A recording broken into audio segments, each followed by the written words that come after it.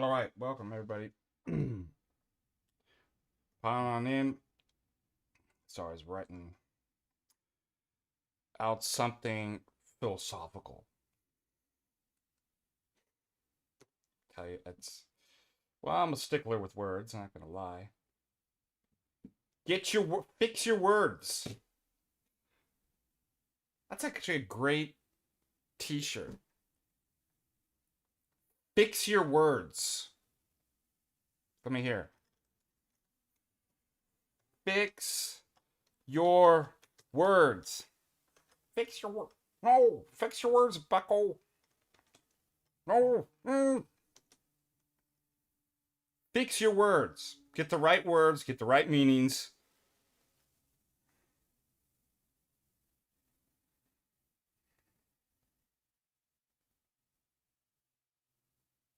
Oh, that's good. In pre-incarnational era Old Testament Jews, would tag still work? Yeah, tag just means no autonomous epistemology. That knowledge comes from divine revelation. And God, like, did God not have a personal, did he not declare I am?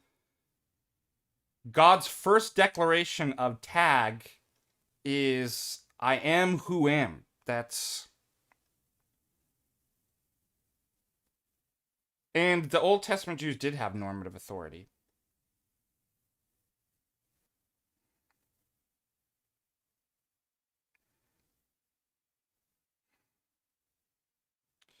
And I would also say, too,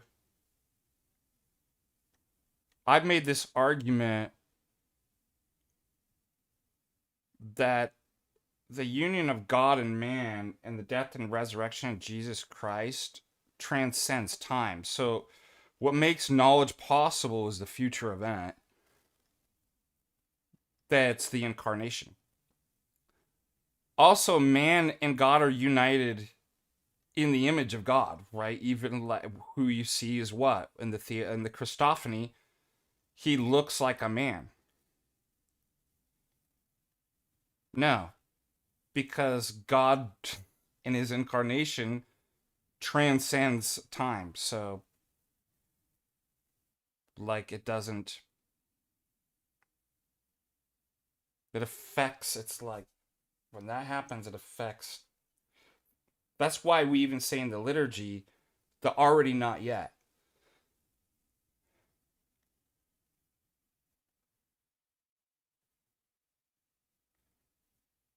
I mean, your epistemic, like you have more information and revelation revealed to you. But the ability to know God is because, first of all, you're made in the image of God, even prior to the incarnation. And the cosmic, eternal effects of the actual incarnation as well as, I mean, there's other things too. God is personal, his energies.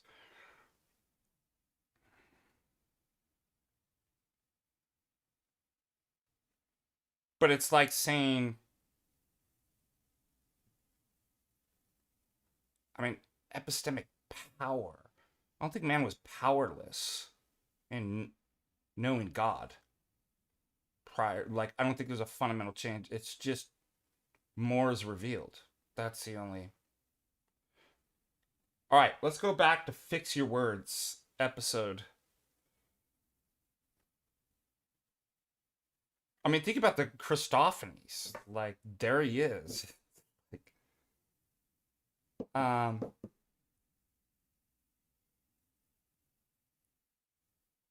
I saw this in the Discord.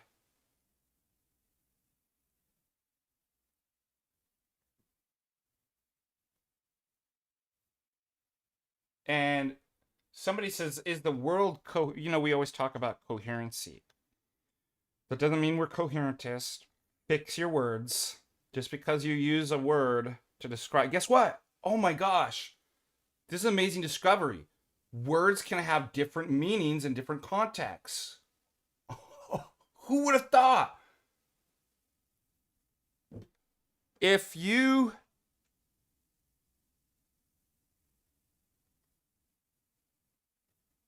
If you go, I'm going out to nature. Oh, so you believe in naturalism? Huh. This guy's a naturalist. No, I'm going fishing out in nature. No, you should use nature, so you must be committed to naturalism. Let me give another one.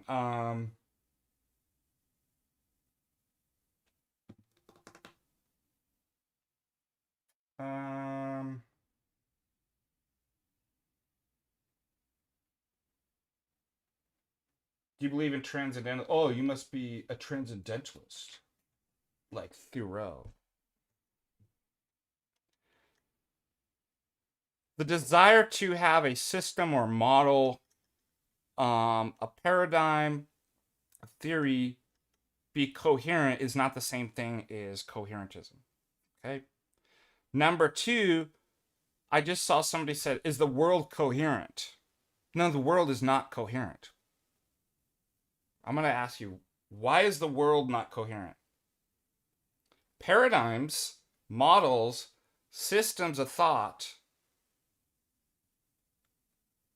sciences, disciplines can be coherent. The world can't. Why? Let's see if you can figure this out. It's about fixing our words.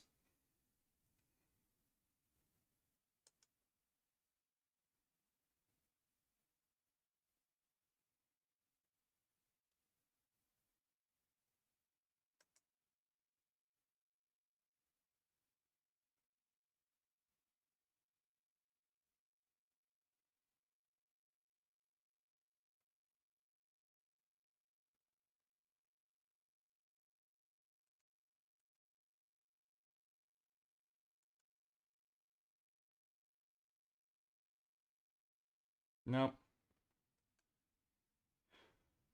Give me an answer. And then I gotta make another announcement.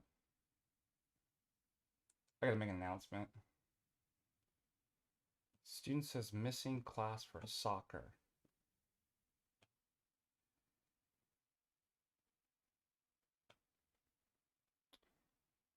All right. What's more important, philosophy or soccer?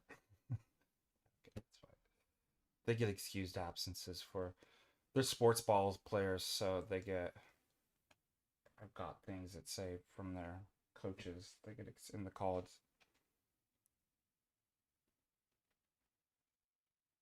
Coherence is is predicated of mental content, of systems, models, paradigms, disciplines, sciences, stuff like that. It's not predicated, so it's like a property, just like there may be certain properties of thought and mental content. Are thoughts different than the world? Are systems different than the world? Yeah, so it doesn't make any sense to say the world's coherent. It's like that belongs to, that's like mental content and stuff like that. You could say the world's intelligible and ordered, but coherence is different. That's something that belongs in the mind. All right. We had a great office hours last night, almost 3 hours. This could be one of the best semesters. We have a lot of students signed up. And I know I said yesterday was the last day to sign up, but I realized that I think I said ends on Tuesday. Today's Tuesday. So I'll keep it open one more day for the sale, and then I'm closing it.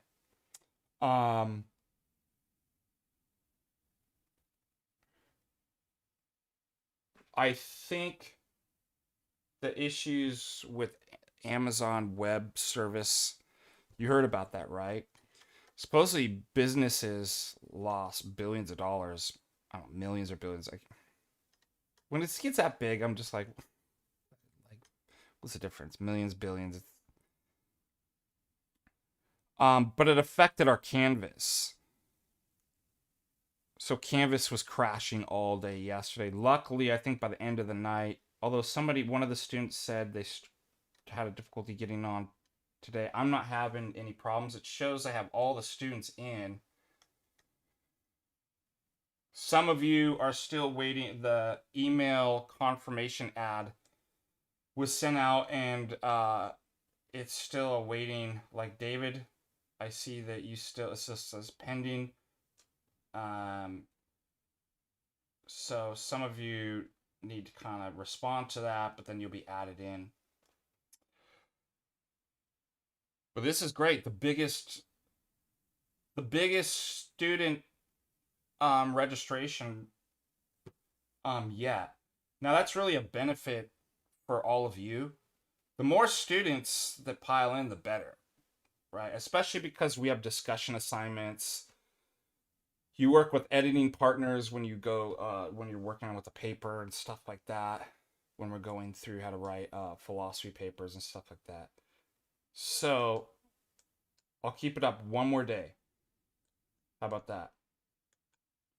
What a great deal. Most people, I mean, think about this. Normally the course is $850 for the college. It's a full college 16-week 3-unit course. You can take it at your own speed. You don't have to do week by week. And you can do, if you bundle it, you don't have to take all 2 or all 3 all at once. You can stagger that out. That's fine.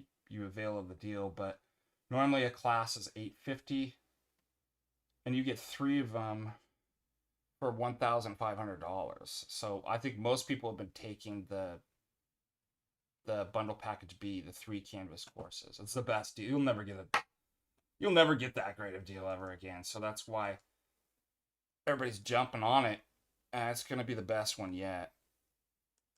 I'm really excited for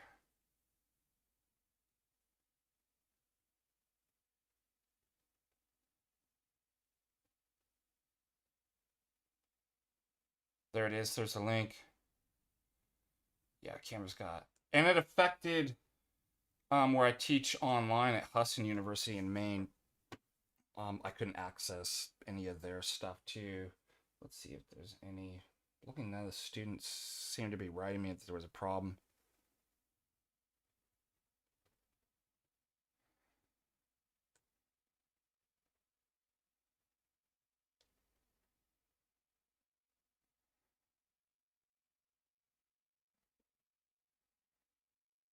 All right, I'm looking at.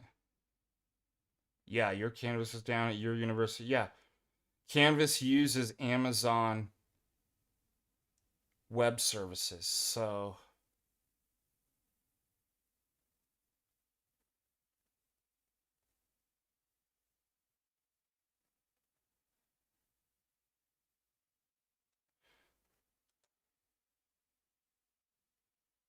no, epistemology is not the same as philosophy of mind.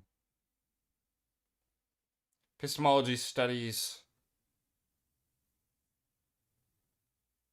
theories of knowledge, um, issues that arise with knowledge, how to define knowledge, skepticism, just read you a little thing for epistemology.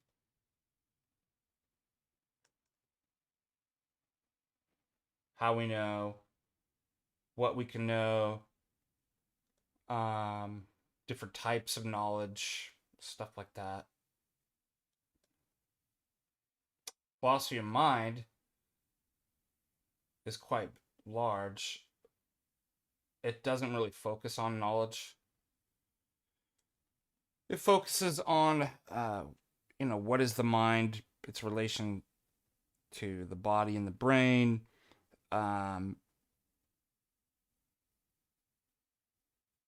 how perception works, what consciousness is, the hard and soft problem of consciousness, the irreducibility of consciousness arguments, AI, like that's typically philosophy of mind.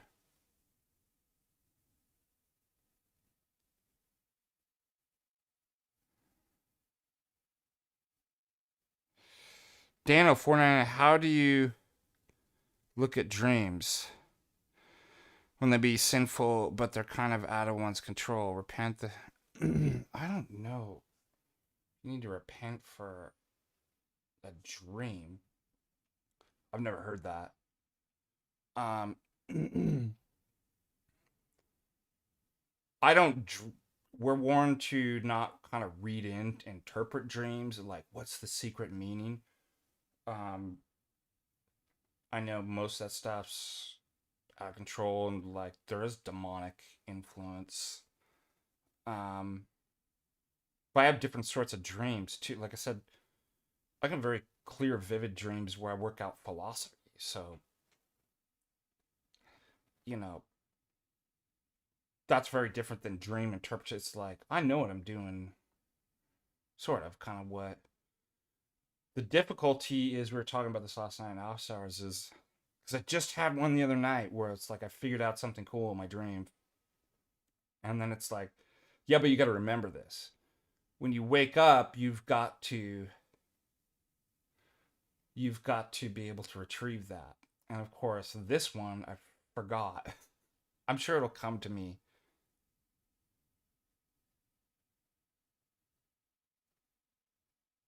Didn't I answer? Nothing shifts between the Old Testament, and you just get more information, more revelation.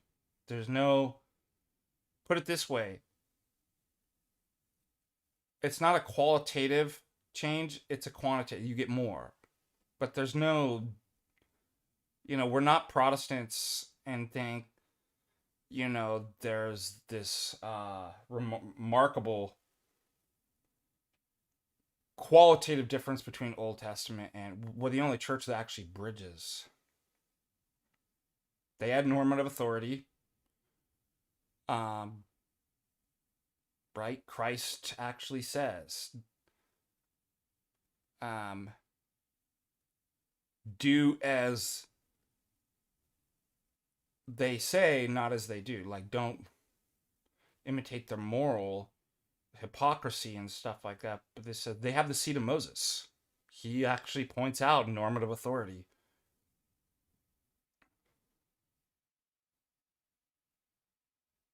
They have the same epistemic standing as we do now. Like, there's no fundamental change between Old Testament and New Testament.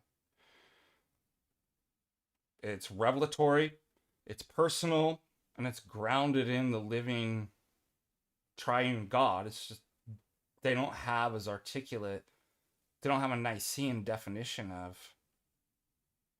a kind of understanding, but neither do children like understand. So just think about it, it's like they have an experiential understanding of the triune God and their theonis epistemology. It's like children. It's not as detailed until more is revealed. But there's no distinct difference, qualitative difference between Old Testament and New Testament. All right. Who wants to sign up for a course?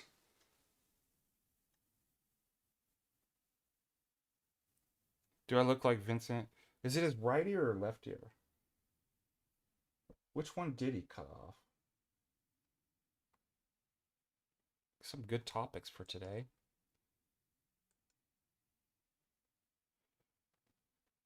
Tomorrow we go to pick up Abbot Methodius from Hillendar Monastery. I think a lot of the candidates, the men who registered to be interviewed with Abbot Methodius and his secondhand man,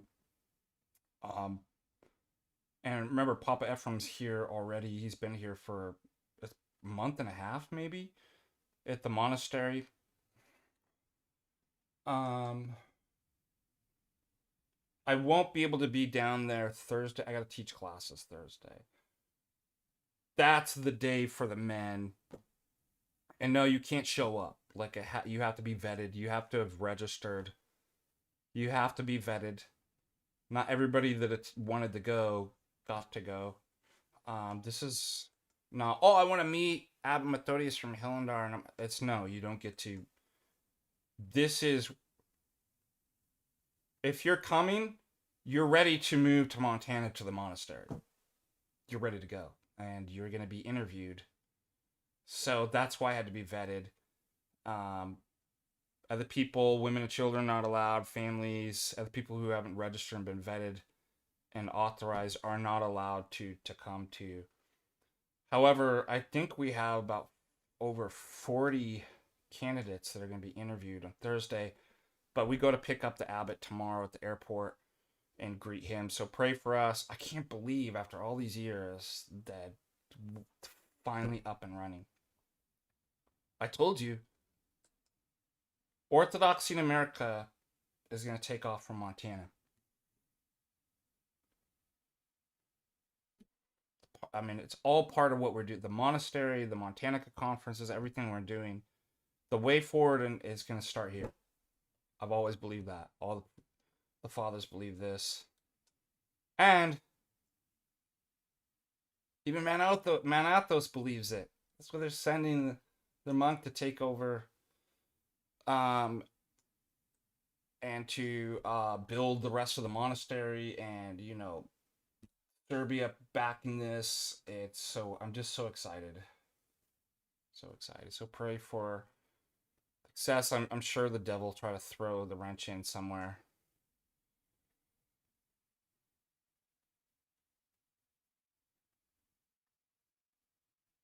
Yeah, so Paul, just remember, the incarnation affects both ways.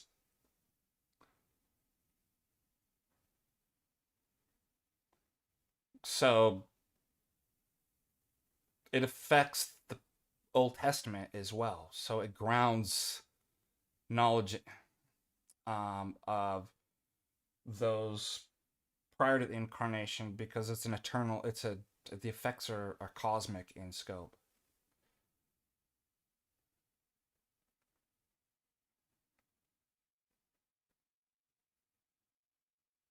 And just, I think you're stuck in either ors. It's either it's like that is the church. Like the church is connected chirotically in the present, past, and future, right? It's this way of the church triumphant and church militant, like the two spheres. This is the symbolic come together.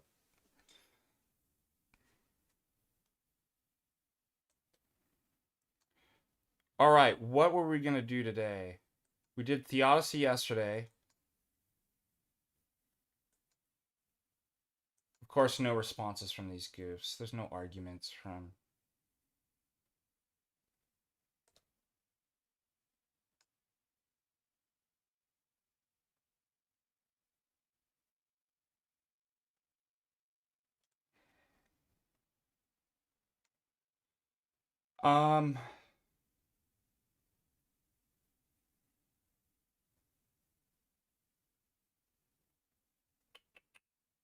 Yeah, I do want to make a warning.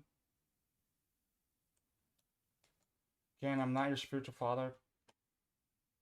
All I can give is clerical advice. I'm not even gonna name. Everybody wants me to name them. I'll name them, but not these, because these people want attention. So like, and everybody in the chat will be like, "Is it this person? Is it this person?" It's like, I just told you, I'm not gonna say their names. It's a big enough phenomenon, though, that, and general enough that there's an issue that I don't have to name specific names. But somebody had brought up the whole furry thing in Discord. Yes, for some reason, most of you lack discernment. It blows, but like, I mean, I get that at a certain level, but sometimes it's so bad that I'm like, I'm having a hard time understanding. Many of you, it was just yesterday. Oh, but I heard this person, and they're Orthodox, say that babies go to hell who are not baptized. I'm like, why are you listening to it? Like, I just cannot figure it out. They have no like, you can be Orthodox and not Orthodox. Like, you get that, right? These people have no blessing to teach. Many of them are children. The guys that you're following on X and listening to and getting your theology are literally children. This furry, 15 years old.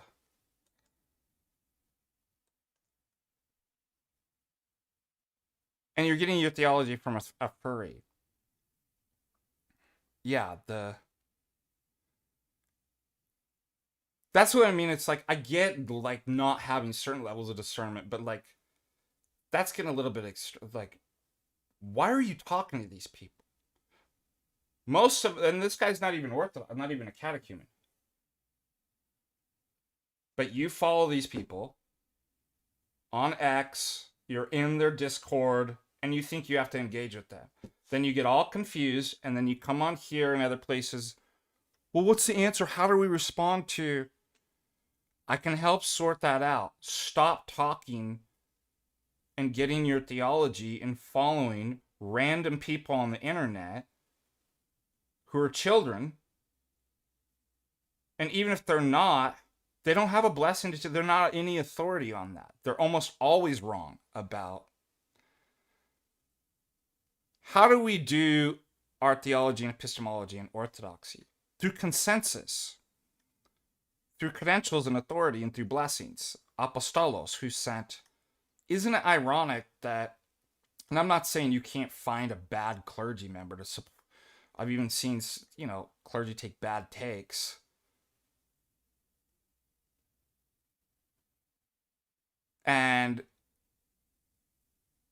But the consent, like you talk to all, 99% of the priests,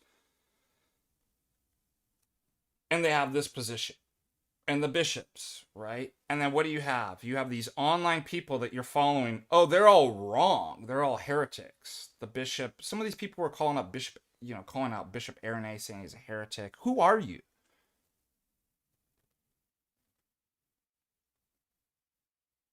Why are you listening to these people? Why would you?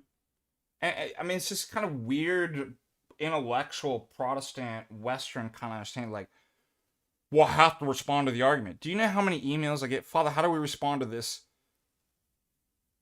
man-child making up this argument? How do we respond to this? What do we say? I'm like, stop contacting entities through a Ouija board and trying to refute their arguments. How about that?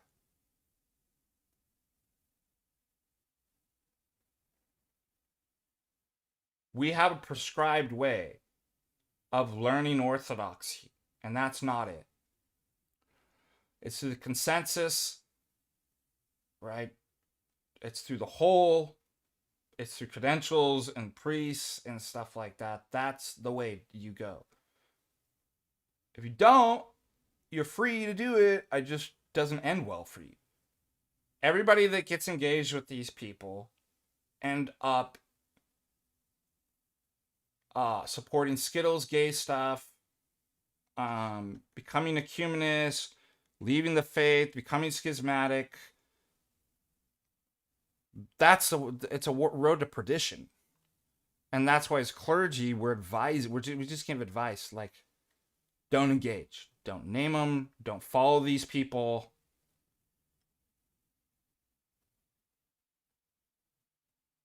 I don't know, like, this guy's defending furries. It's crazy. Oh, it's art. It's not. It originates in perverted. It's worse than like stuff with yoga. Well, I'm just doing the stretches in yoga. It's like you can't separate it from. It doesn't matter if your intention is like, well, I just like dressing up as like animals, like for Halloween. It's like it's started in sexual perversion.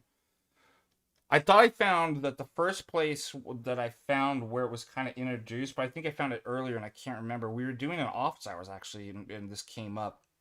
We were doing an office hours where we're philosophically analyzing demonic possession through analyzing Stanley Kubrick's The Shining. And I think that's the first instance I noticed that furries being introduced into sexual, like the sexual perversion of. So it's like, no, don't have anything to do with that. And furthermore, suppose it weren't. It's just not a good idea. We live in a time and age in which they're dissolving boundaries. Men can be women, women can be men. You can be an animal, you can... Nothing's clear. All the boundaries are... So you think it's a good idea to, like... There's a crisis of what it means to be a human being, male and female, and have your identity. And you're like, you know what would be a great idea? Let's have kids start dressing up as animals. I mean, I'm really upset. I see that it's not a full furry, but like you've seen, they'll put the ears and then they have like a tail that you can pin on. There's some kid in our apartment complex, and I'm about ready to go. If I see their parents, I'm like, shame on you that you let your... And it's totally sexualized. Like, I just look at it and I'm like, it's... If you can't see that, I mean, the sexualization of children, I mean, this is evil. And shame on you, your parent. This is the problem with millennial parents. Somebody brought this up in a chat, like, they're the worst. Generally speaking, millennials, I mean, they're the people letting their kids go pee-pee caca in kitty litters, for crying out loud, and dress up as animals and let them dye their hair and put bull rings through their... That's millennialism. Millennial parents do that kind of stuff. Oh, but you know what's a good idea? Let's get our theology from. Let's follow these people on X. So we're just going to have to keep warning and be like, don't have anything to do with what? Contentious men, scripture says. Don't. Or contentious furries, for that matter.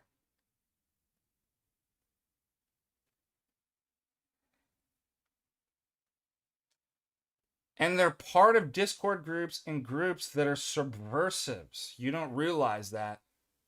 We've been dealing with these various groups, and there's multiple of them, for, gosh, 8-9 years. I cannot... They come in and they destroy. The fruits, you will know them by. They don't bring unity and clarity. It's demonic. They bring confusion, discord, no pun intended, division, and apostasy. It's contentious, right? Like, there's a spirit of it. Don't be involved in it. Don't talk to them. Don't name them. That's my advice. All of the clergy. Like, that's... All right. That's enough of me ranting.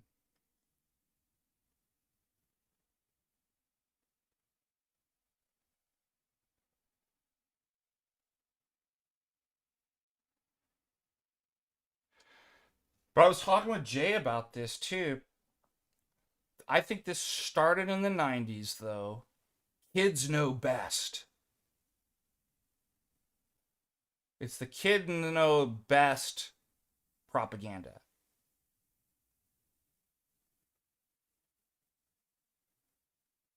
Now, it's similar to, and when people would be like, well, St. Athanasius was a teenager. Classic. The exception to the rule now becomes the rule for... And then they say, well, I'm not comparing to St. You are, you just brought him up, you idiot. You can't trick me on that. Do I look dumb? I know what you're doing. I'm not doing this. Well, as I slip it in and do the thing that I'm saying I'm not doing. Call it out. St. Athanasius was ordained.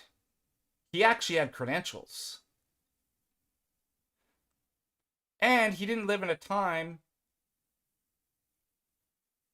where you had thousands of LARPers with no credentials pretending and claiming to be authorities on the matter that you had to suss out. And so don't bring up St. Athanasius. And it's rare, even in the whole history, that you see something like that. We're not saying teenagers can't get stuff right. It's similar to when I call you somebody a retard. They'll be like, oh, that's an ad hominem. No. Here's an ad hominem. You're retarded, so your argument's retarded and wrong. No, you might be a slow boy and you actually get something right. So therefore, if I drew that conclusion, just because you're a teenager, just because you're this, just because you're retarded, therefore you can't be. That's not what we said. Notice this isn't. So this is. Sorry, I said red herring. Straw man. Sorry, ad hominem. Let's throw every informal fallacy in there. Ad hominem. This is ad hominem. You're retarded, so your argument's false and wrong and retarded too. This isn't ad hominem. Your argument's retarded, so you're most likely retarded as well. It's a sign of your retardedness as you make retarded arguments. Likewise, I'm not saying because you're young, everything you say is false.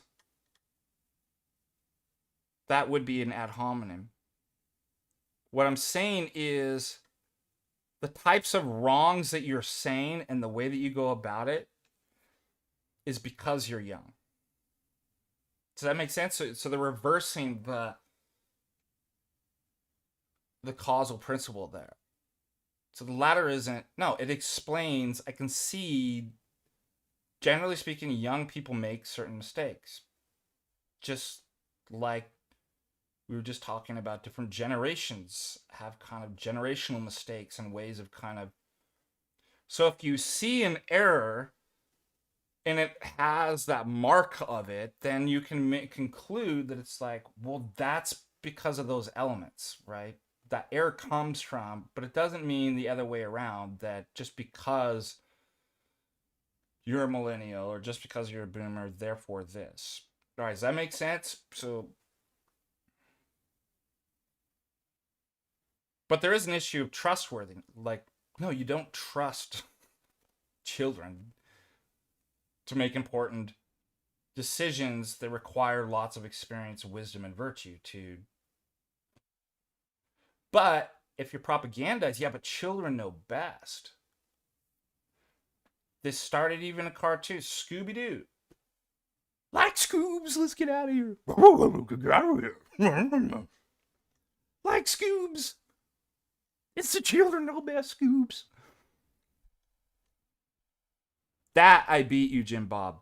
I saw that's what it was. Remember, I was like, Jim Bob was doing an impersonation. I got you better on that. Scooby-Doo and Shaggy. Let me at him. Remember Scrappy? Children know best. The children solve the crimes. All of that stuff started in the 90s. Goonies. I mean, we went through, I'm not going to go through all the different instances. The purpose, infantilization, the obsession with Disney and the promotion of literally like people would be like, I got my Disney pass, and that like everything's Disney. Then the raves, they literally dress you up as a baby in candy with like, they braid your hair if you're the girl, and you've got the bracelets, and they put a pacifier in your mouth. Return to childhood. Why kids know best. And now what do we have? The OO guy is a child, like their leader is a child.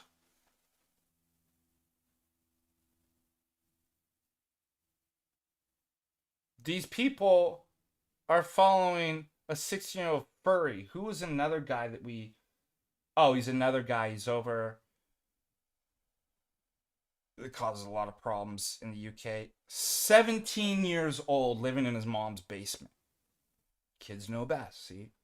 I mean, why do we even need bishops and priests? Let's establish a Lord of the Flies theological society.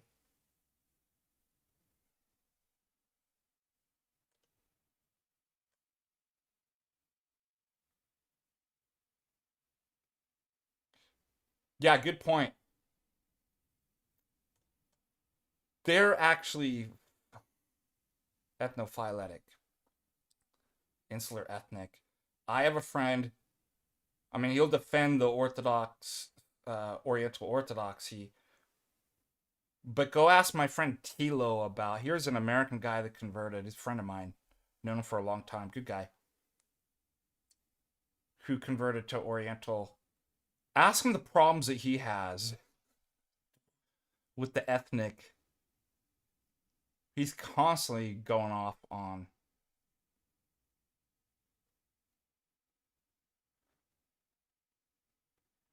Well, I mean, look, you can go to Disneyland. Like, it's just... I was talking about... Oh, yeah, the Hardy Boys. This obsession with it. Like, people... I never had a pass, but there would be a whole thing that people got passes, and that's what they did every night, is they hung out, they had... There's weird stuff in Disney. The worst part about it is you're just going to spend tons of money that's not worth it, and to stand in line. I had somebody, it was a parishioner that worked there that got me in for free. I went a couple times.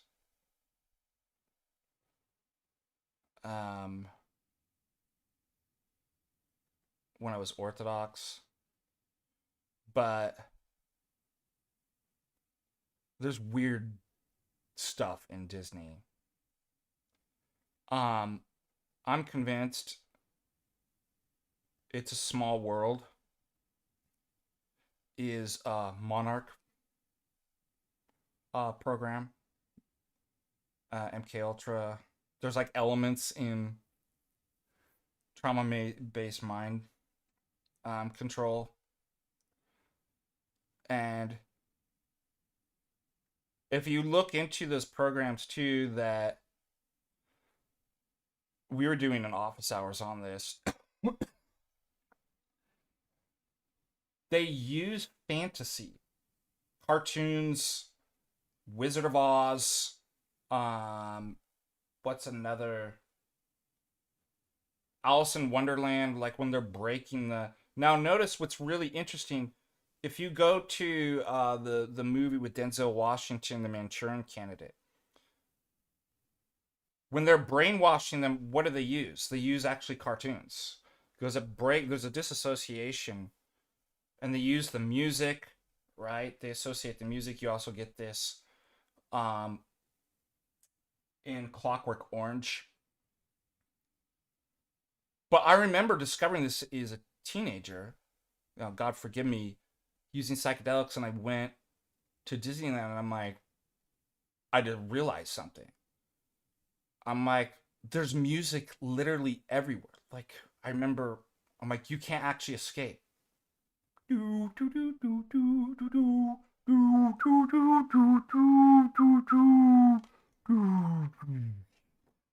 Everywhere I went, I'm like, every town, it was in the bathrooms. I remember having the psychedelic experience. I'm like, that's crazy. Isn't it weird? The psychedelics, like, you gotta take something that makes you crazy to realize, actually, I'm not crazy. You're crazy. All I wanted was a Pepsi. You're the one that's crazy. Institutionalized. That's Mike from, Mikey from, see if you can name it, Suicidal Tendencies. But I'm like, I started thinking even back as a teen, I'm like, this place is a brainwashing. Like, it's like totally crazy place. It's a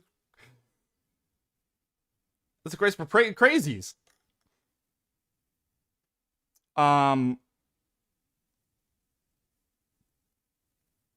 What was the other thing? Oh, you have Club 33 there.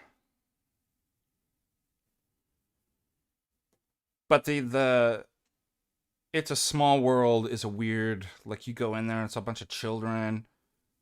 It's a children trafficking. Basically, I didn't realize it's a children trafficking ride.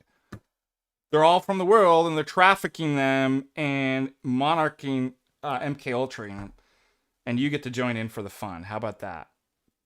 Crazy.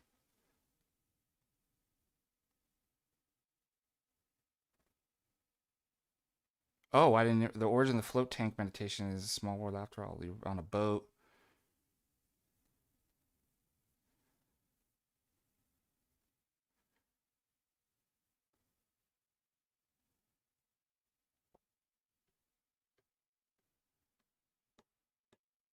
I'm not saying don't go. I'm just saying there's elements of, obviously it's. I bet there's somebody that actually does good work and to, like, goes takes a deep dive into.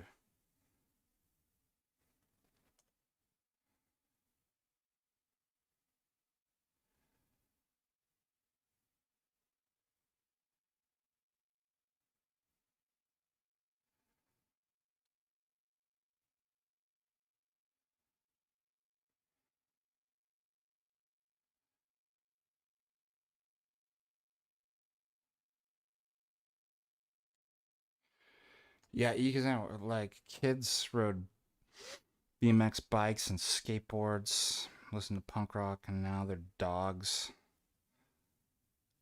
having reassignments. So yeah, I think about that all the time. Like, if I went back into time and talked to myself about like what 2025 looks like, I wouldn't even be able to process. I wouldn't be able to process it. I'd be like, that does I didn't. Your mouth's moving, but I can't hear what you say. Is that Pink Floyd song? Your mouth moves, but I can't hear what you say. When I was a child, I had a fever. My hands felt like two balloons.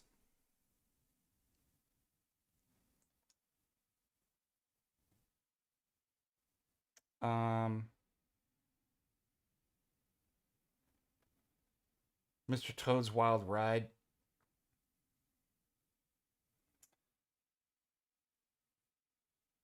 I'm trying to think other weird.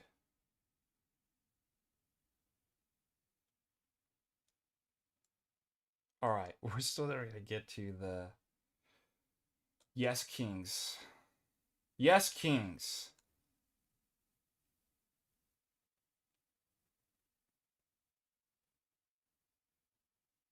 Mormons are back out because Jim Bob keeps kicking their their demon hive nest. I love it. Thank you, Jim Bob. Keep kicking the Mormon demon hive nest.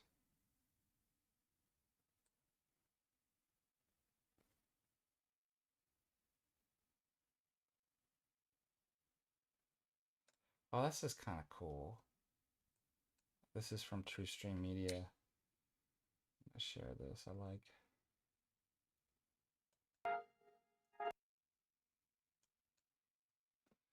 I want to bookmark this because I like it.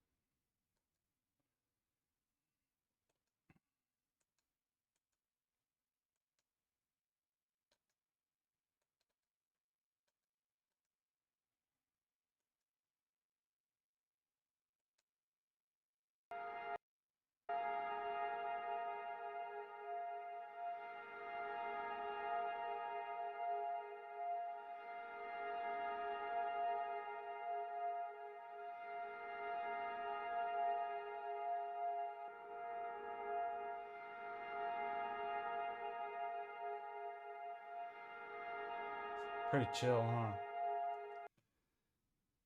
Good message. All right, what about these guys?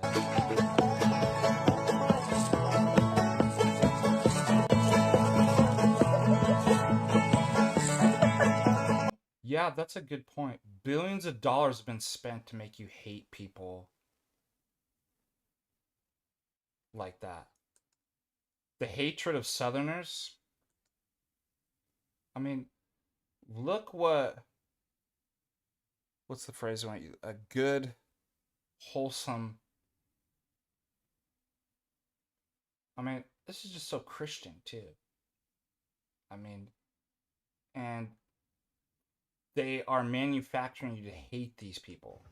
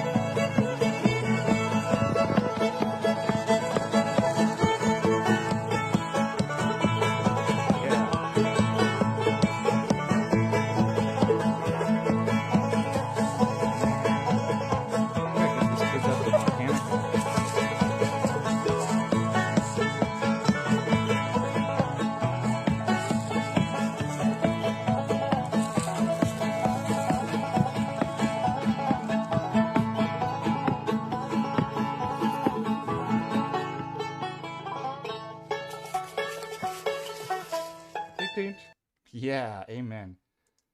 Good, wholesome. This is what they want to take from you.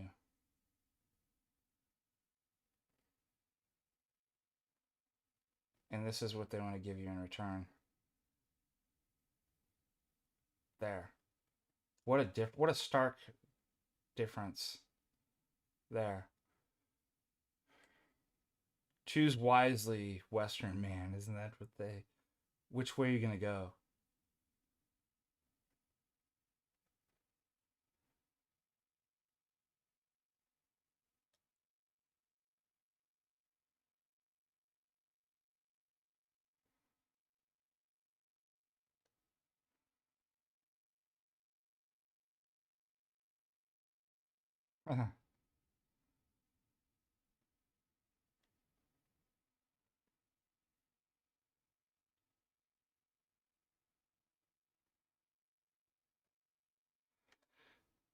Okay, I'm pulling up the...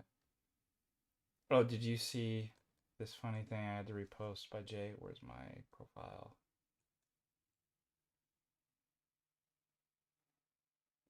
Uh-oh, I'm not verified. Hold up. If I'm committed to no kings protest, how was we kings? Isn't that great? Idiots, dude. Tiberius Caesar, men fit to be slaves.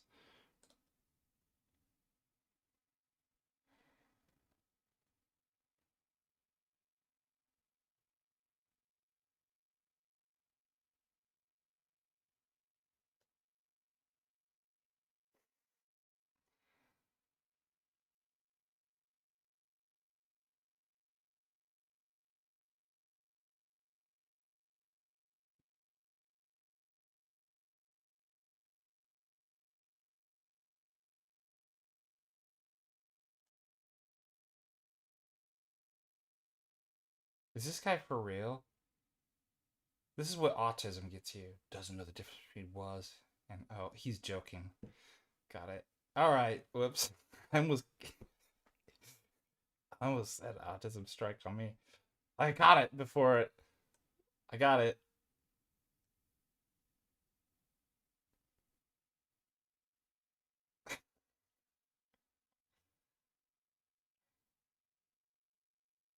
Yeah, this is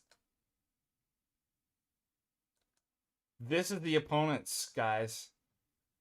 This is what That's why I'm so glad that they actually had.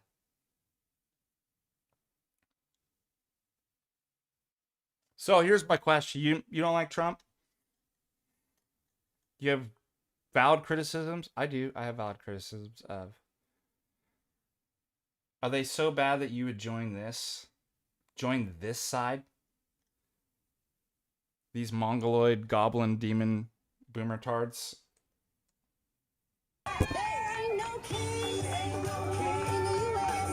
That's it. That's your side. You can have them.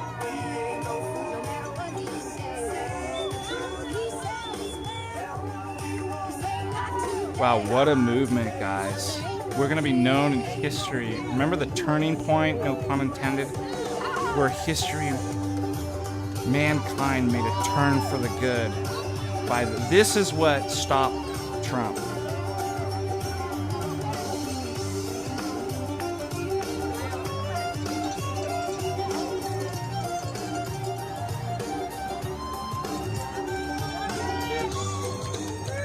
This will forever be remembered. They'll remember Caesar crossing the Rubicon, Napoleon, and this. When the boomer, goblin, tranny tards turned the world back around and defeated Trump. Mark my word. That's... No Kangs will be forever remembered as one of the greatest things that ever happened in history. Ever.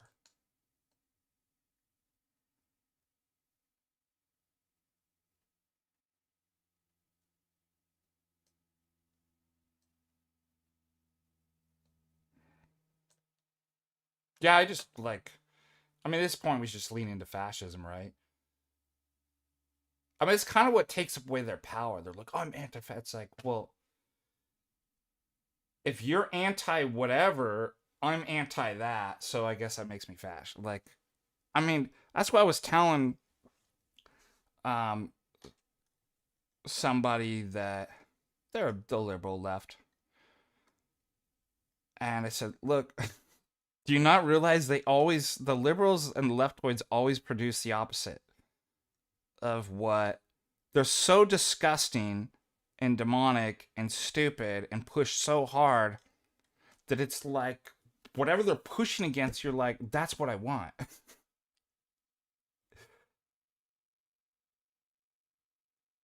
And I want to play something actually that goes, I might have done this before, but it was Roger Scruton kind of conversion, because he was a leftoid. And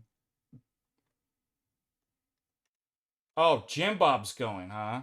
You want to... Jim Bob, shut it down. I already beat you on the Scooby.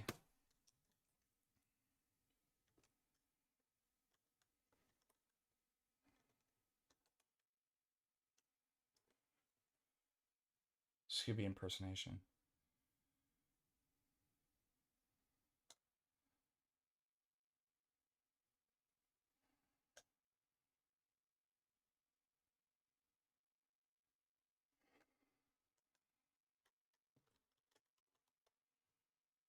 Let's see.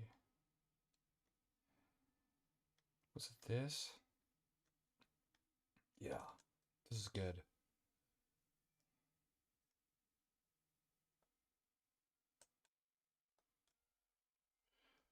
Are you ready? Let me see if we have any super chats. I've been zoning out. I'm in the zone. We don't. It's so sad. Oh. Okay. Yeah, we had a... Is... Dave in class last night asked, is physiognomy a pseudoscience? And I said, how can it be if it's 98% success and correct? 2% error margin, 98%. That's science. Boys and girls, ladies and gentlemen, that's science. That's math, but that's logic.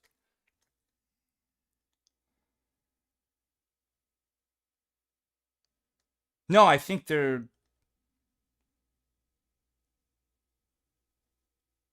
it's not an exact science. It's not, and we said it's not phrenology. But I think that bad ideas, bad actions, bad lifestyle choices, bad health genetically affect, especially over time.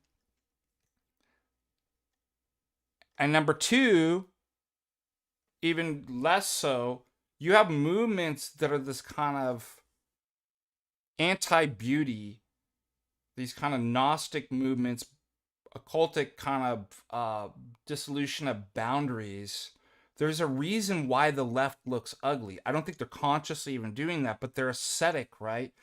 And their look, it's their health, it's their diet, it's their thoughts. It makes them ugly. They embrace that affects their physiognomy. Like, it's like, so there is a causal element. There's no way that that could be. And Dr. Chan, there's no way that, like, my physiognomy epistemic litmus test is 98% successful, and you're telling me it's a suicide. Like, there's no way. There's got to be something there.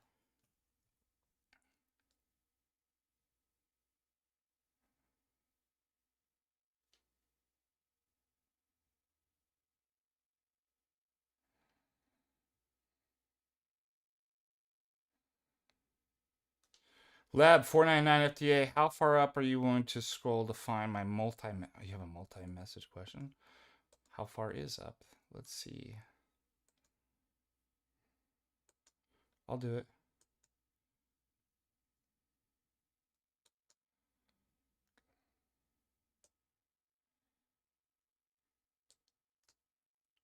Yeah, how far is it up?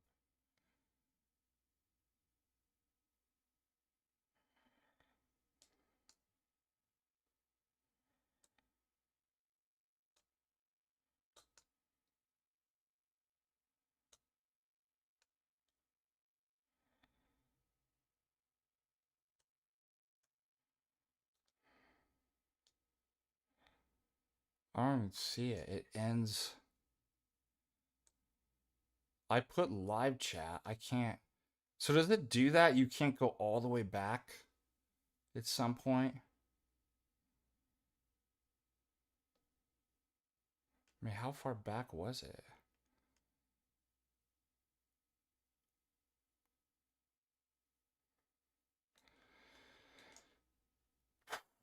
It won't go farther than that. I got live chat on. I switch it from top chat, and it ends right at the Disney stuff. So my apologies.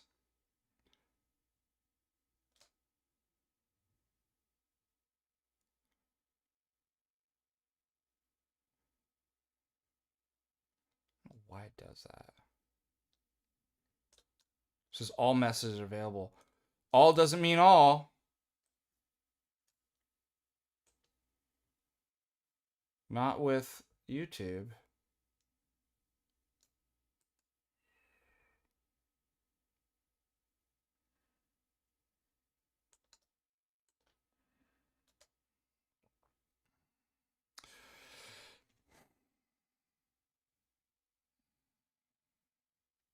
Oh, wow, that's a difficult. So you live in a country with no Orthodox parishes.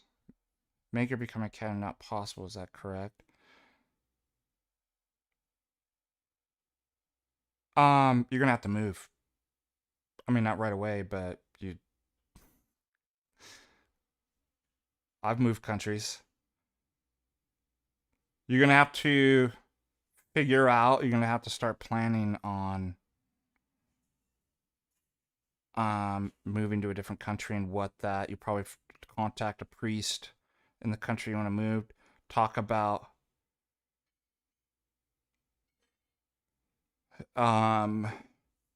what that'll look like, and start planning. Because you need an Orthodox church. There's Orthodox churches in China. Do you know that?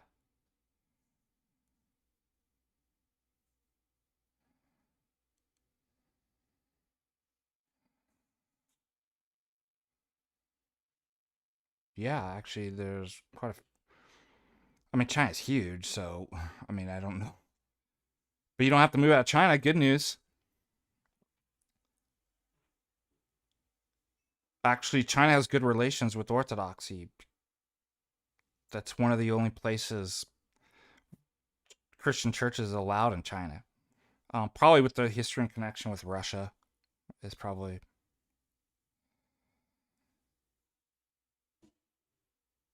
So you just have to move towns. You don't have to leave your country. You just have to move towns. But do some research on what and get in contact with a priest. Yeah. Good news. Thank you for sending the super chat. God bless you. And China, may the Lord shine upon and make China Orthodox.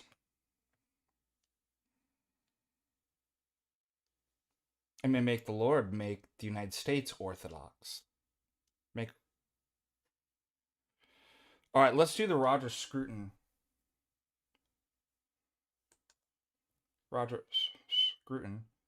Let's see what we have. Let's see what we have on the YouTubes right here with Roger Scruton.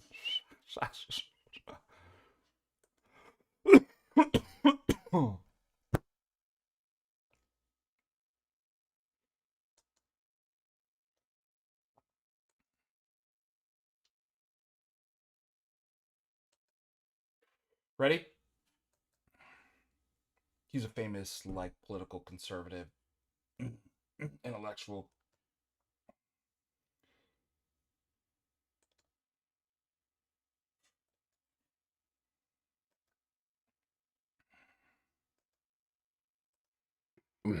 I didn't know, I hadn't a very clear idea of how to articulate it. All I knew was that when I looked down the street and saw all these, well, at least ever since I became a conservative, which was in May 1968 in Paris. I didn't know, I hadn't a very clear idea of how to articulate it. All I knew was that when I looked down the street and saw all these rowdy students throwing stones at policemen, I just said to myself, whatever they believe, I believe the opposite. Right. And then I didn't know what it was. And then it was a sort of lifetime's work to find out what the opposite is.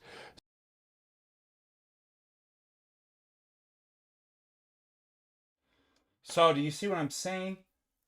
Like, there's something similar going on where if you look at these Antifa and these leftoids and be like, I'm anti-fascist, and you see how evil that is, it's like, well, I want to be the opposite of that. So, I'm not endorsing fascism. Like, I think that, like anything, you get some stuff right and some stuff wrong. You know, unfortunately, it's a product of kind of enlightenment. But I've argued too, it might be logically and politically necessary. And it's just the leftoids make fascism look more and more appealing. The more that they do, the more that you're just like, gosh, you guys are the best apologists for fascism. Like, it's crazy. What are your thoughts about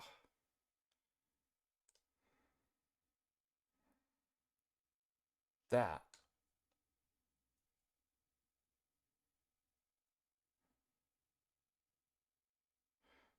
And remember,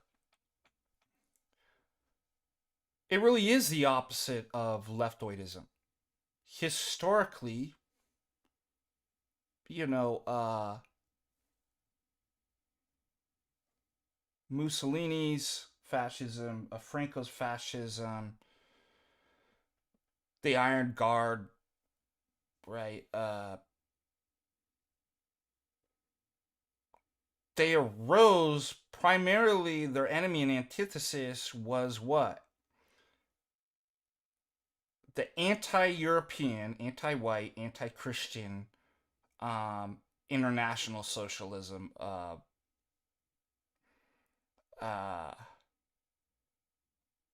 communism, and Bolshevism.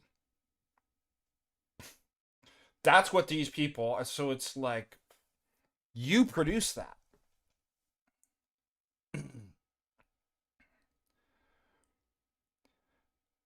Yeah, there's different variants, variations on um these kind of different philosophical things of modernity and the Enlightenment that influence.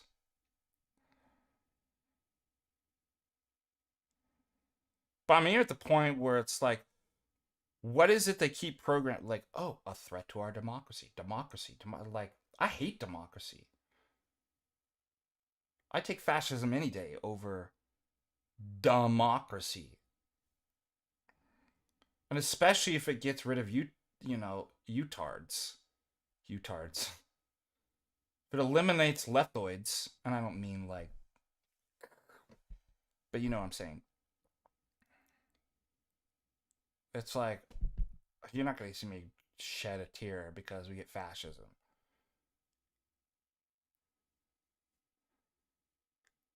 I have my critiques of it, like I do any political theory, but it's like,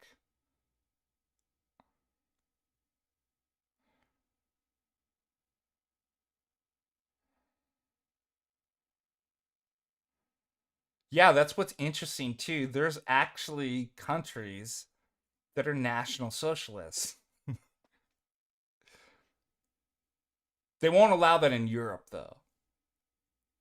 That's why they like the socialism, but what? Internationalism. That's why it's the forced, weaponized migration to. And I think you could do this. Why? The same people that are behind this hate Christ.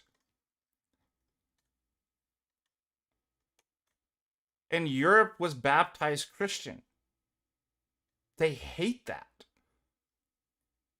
A Christianized group and ethos of people, and they want to destroy it. So what do? You weaponize people in migration and ideas and religions, and you force it upon a people to destroy. And they did it. They destroyed Europe. And they knew in the 20th century that this was happening, right? And the rise of Bolshevism and stuff like that. And that's why these different groups arose. They were trying to, for better or worse, preserve their history, ethnicity, religion, culture, and they lost. Every one of those systems lost. And the international bankers won out, and international socialism won out, and they destroyed Europe. Like, that's, I'm sorry to say, like, it's gone. It's very sad that, and they're going to do the same thing in the United States. I mean, we could argue, nitpick about, people say, is a Christian. Okay, it comes from Europe. I don't care if it's like, I get it. The founding fathers are a bunch of stupid Mason deists and stuff like that, but a lot of the elements, as bad as they were, like the Puritans and stuff like that, keep in mind, Maryland was Catholic, and you have these different groups and coming, like, the ethos was generally Christian. America, United States, is not a melting pot. It's Anglo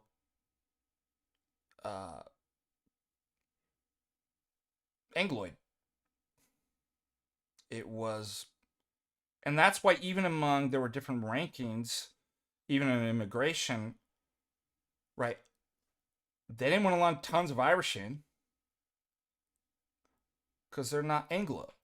Or Norwegians. There were times where they would fluctuate, right? There was kind of different ranking systems because the United States was formed as a British Anglo colony. Like, that's the ethno. Like, now you can integrate different groups of people into that at different levels, so long as it preserves the fundamental ethos and history and culture of the group of people. And I think that every group of people, an ethnos, has a right to self-preservation. I would be devastated if we destroyed Chinese culture and Japanese or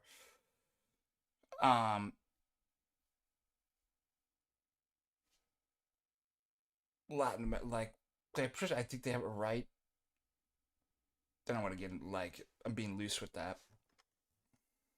They have an ought. They ought to be able to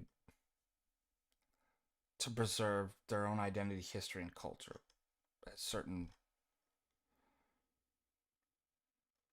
everybody except for anybody that descends from European, like obviously they gotta go. Those are the evil. See how stupid this is? So then you get to say, well, America's a melting pot. Yeah, guess who said that? Yeah, I was just gonna make a joke about India, except for India.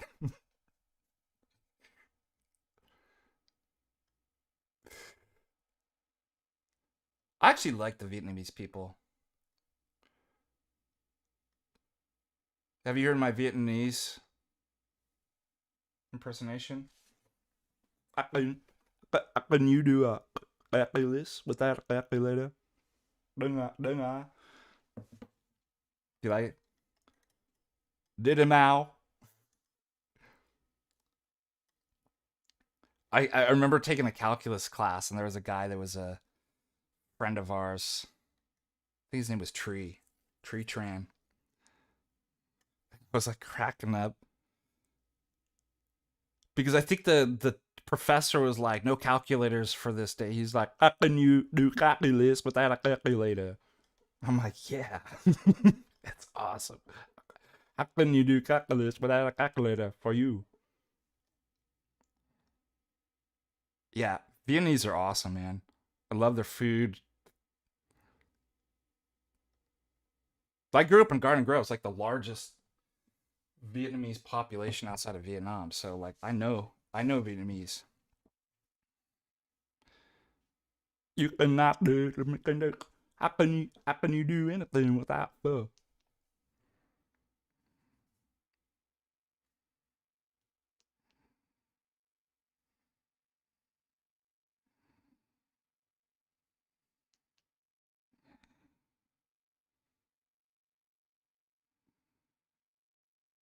Yeah, we don't have pho up here. Why didn't I have pho when I went back to Garden Grove? Just got back from. I'm wrong. I admit it.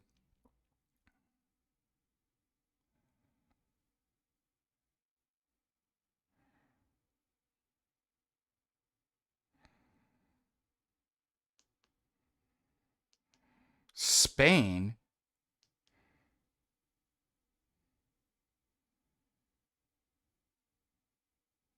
All right, you're getting banned. If you tell me no whistling, I'm probably be out of here. Um,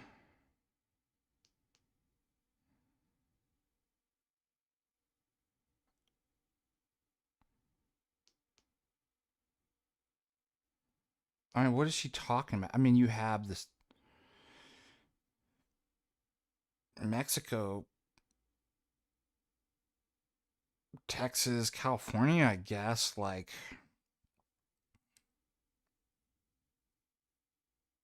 the French in Louisiana, but it's like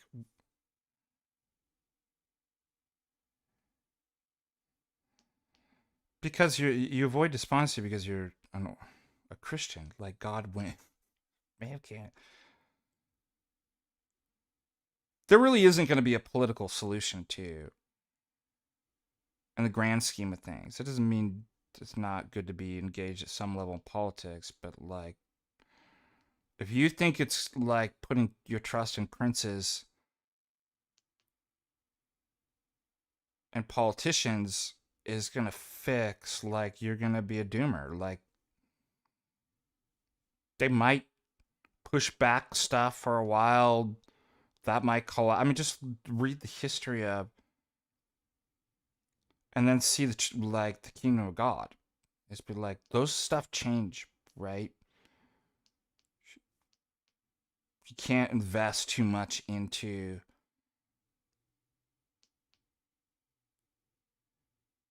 But God wins. We know that. And second of all, I wouldn't worry too much about it because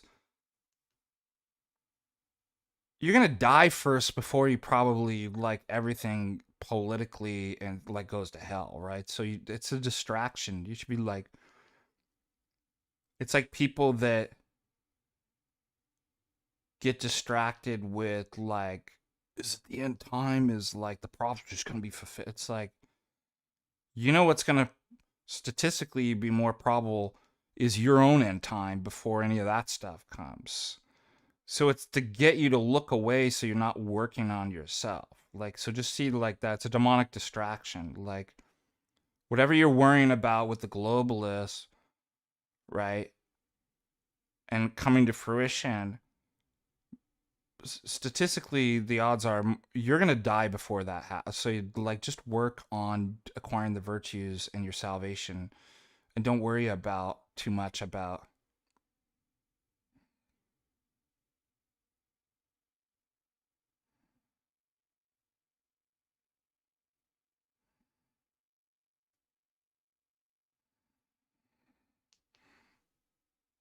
Is it segregated? Yeah, it's segregated. I mean, yes and no. I don't think racially it's or ethnos. Um,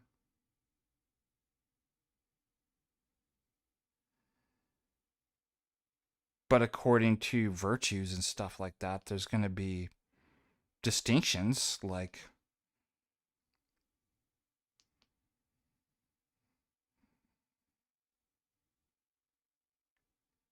but we're not going to have like, oh, well, there's the Serbian heaven over there. There's the Irish heaven.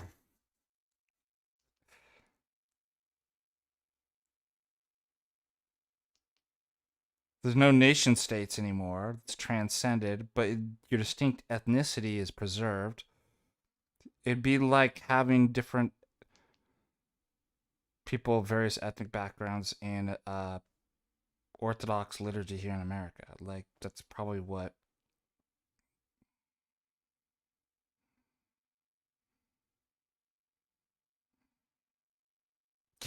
Yeah, there's a Simpsons made a funny one about different sections of heaven.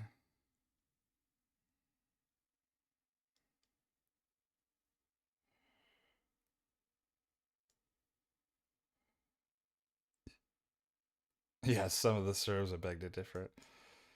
There's not gonna be any. There's no Albanian part of that, like, or Indian. By the way, somebody asked a good question. Yeah, it's gonna be on Earth. I can't answer this. I haven't. I don't think there's any Orthodox Indian saints. Have you thought about that? I had a person ask me that. I'm like, that's amazing. There are no. They have Oriental, but those aren't Orthodox. And I'm like, wow. Can you guys find?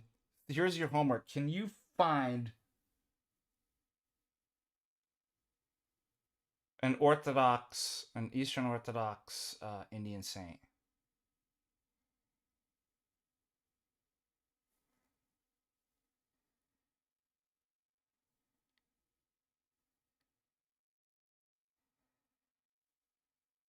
But St. Thomas isn't from India, so can't use. He missionized and baptized India, but I don't know if they produced any saints. That's what we're trying to figure out. After St. Thomas went to India, did they produce any saints?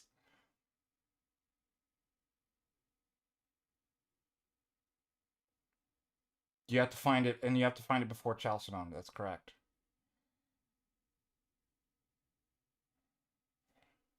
I've yet to find a saint from the period of St. Thomas the Apostle to Chalcedon in India.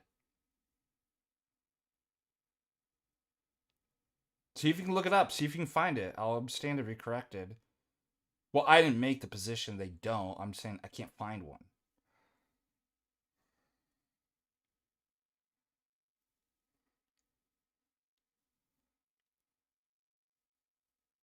Isn't that crazy?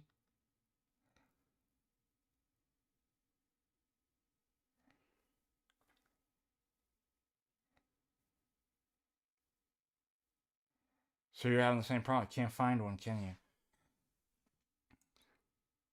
And if it's relics from unknown saints, like, we don't know where they originated from. We don't even know were they brought in. That's what I'm saying. Can anybody name one? Name a saint that India produced.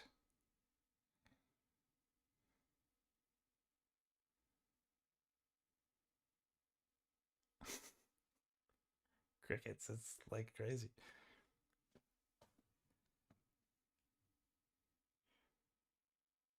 All right, we haven't even got to. No, Kangs. Yes, Kangs.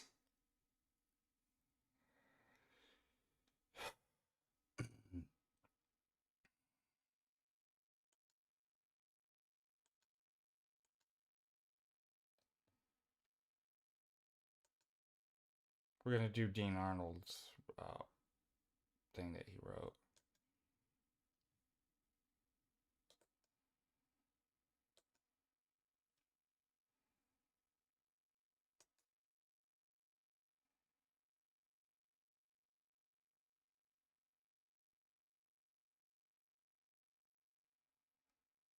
Why would you look at the Indians in Xerion?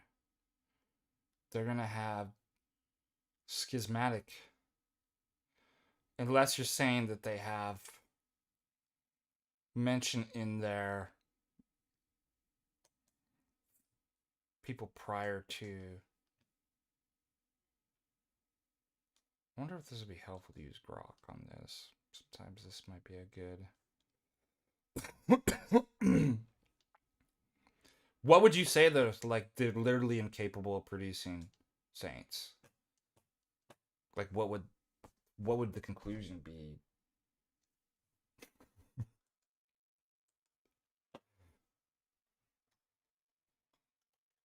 Well, well.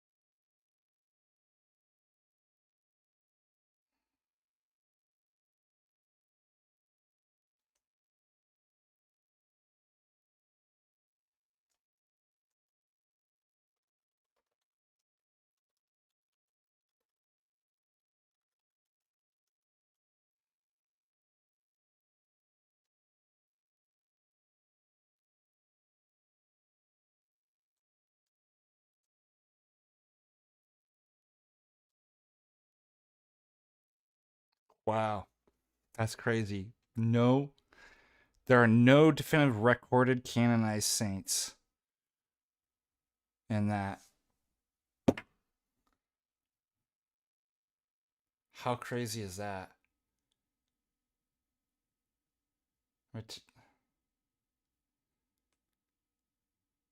Prior to Chalcedon, there are no actual ortho.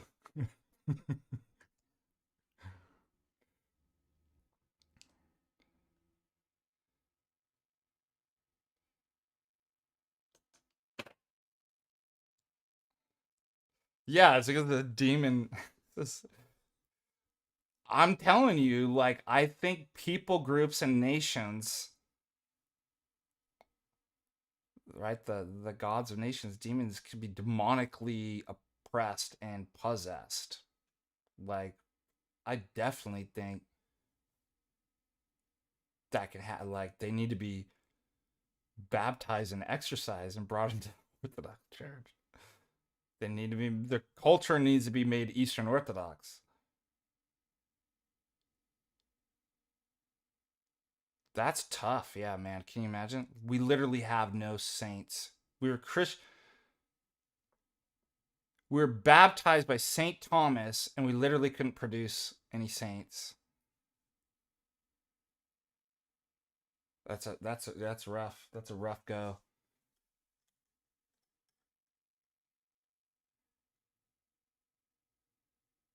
That's what it says. There's not a single saint that they are recorded. I mean, look, there could be like we say, there's many more unknown saints, but there's no recorded. Yeah, they need something like a baptism of Ruth, exactly.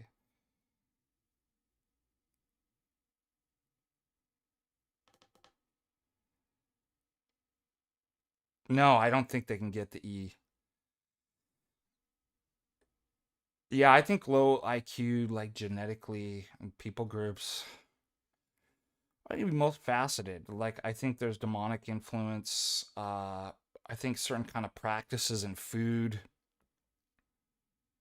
edu like the type of like learning and stuff like that. I think it can be passed on. Like, that doesn't seem.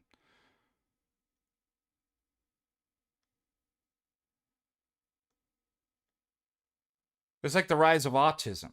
Like, there's a cause of that, right? I don't think it's, let's just say in the United States. I know I'm picking on the Indians. Let's pick on the Yanks. Um, there's a rise, well, I mean, I'd say it's worldwide, of autism. I think there are multiple causes to that.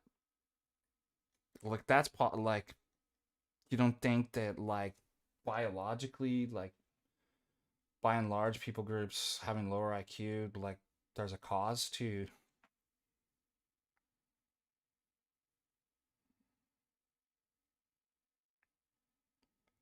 My theory is, that's interesting. Demonic is autism.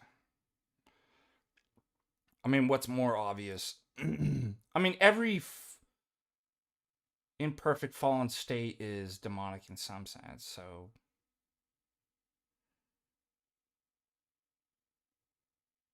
um, what's more clear though is that I think that it's, I think polypharmacy.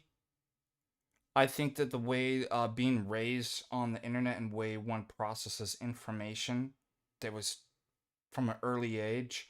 I even think that Father Andrew's wife, Matushka Jean, is a pediatrician, has done some studies and worked with people that, like, a exposure to sexually explicit images at a young age causes gender dysphoria and rewires the brain and stuff like this. So you notice most people, uh, gender dysphoria, are on the spectrum. I think there's a connection there. So I think these are multifaceted. Why you're seeing a rise.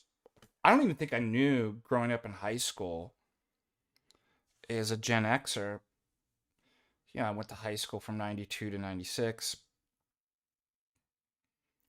There might be one person I look back on, I'm like, I think the person was autistic. I'm like, never even saw it. And then all of a sudden it's like everybody's like, what are you gonna do? What changed? Like, what's, and then you look into those to try to establish a causal link. And so that's what I say is the most obvious. I think polypharmacy, restructuring, like, what that actually does to the brain, especially for young children. Learning's totally different. The way that you process information, that obviously changes the structure, especially at early child development age. And what did I say? Like, last month, I went to one of the breweries, and breweries are nice because they're like kind of a family place. People bring their children. We had two stark contrasts of families. One family they're both drinking the beers, right? And they have the children. One children are being babysit on tablets. And they're like 4 years old, 4 to 7.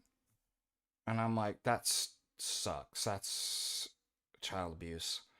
Another family, no tablets. Their kids are playing with like the toys on the table. And I'm like, my wife said, I should have went to him and be like, congrats, like, keep up the good work.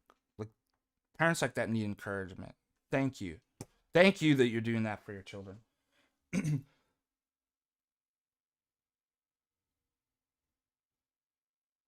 That type of stuff is going to decrease kind of right brain, right, and which makes right brain deficient and left.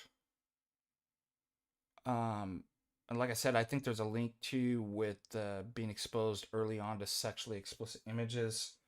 You haven't formed the study was basically you're gonna basically be like just like dopamine be sexually aroused if you put a sexually explicit image, like just naturally. Now you've already formed the categories of where that goes. Like Norm Macdonald. Well, I see you have a dog, so you must be a heterosexual man. Like you have the heterosexual, like, and then you have, where those things go. Your brain's designed to, young children haven't formed those boundaries. They don't have like understand sexuality and attraction and stuff like that at a young age. So when they're given this extreme kind of dopamine rush, kind of erotic way. They don't know where to put that. There's no categories really that have been formed yet, so they get confused. That's where the article is proving, like, that's where the confusion, most of this. And look at these kids, they're on tablets. When I was a kid, it was almost impossible to be exposed to pornography. Like I said, you really had to go out of your way. So unless you were a creeper kid, which most of us weren't, it's like you'd have to like go find your friend's dad who was a creeper that had the magazines. And it's just like, I knew as a kid, I'm like, it's bad. I'm not going to go out of my way to get into something bad. And so it's kind of preserved from the evils of pornography. Thank God. Now it's everywhere. Also, it's on the like, I'm going to do the Jack Nicholson impersonation. I'm doing impersonations all day from The Shining. Says he watched it on the television. It's all over the television. From Portland, Maine to Portland, Oregon, for that matter.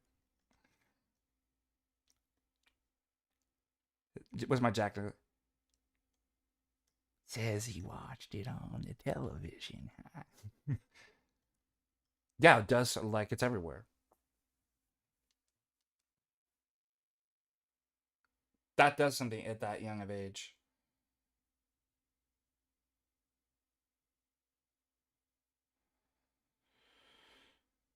Okay.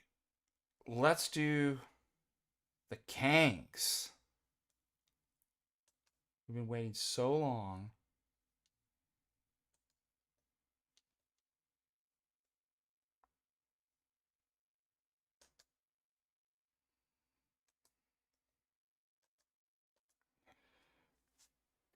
This is Jay Dyer's Jay's analysis.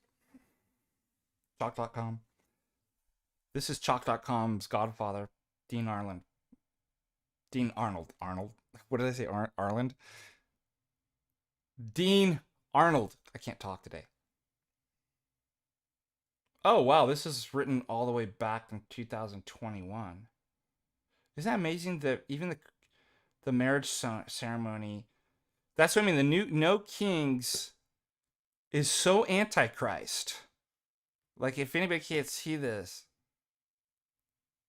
everything's about the kings and kingship and the kingdom. Blessed is the kingdom. Right?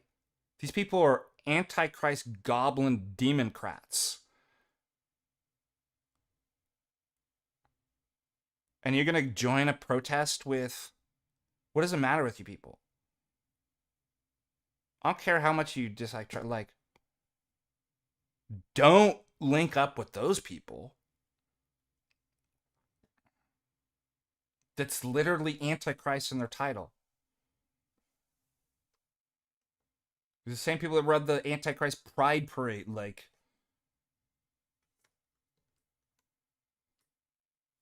Is it time for kings to replace democracy?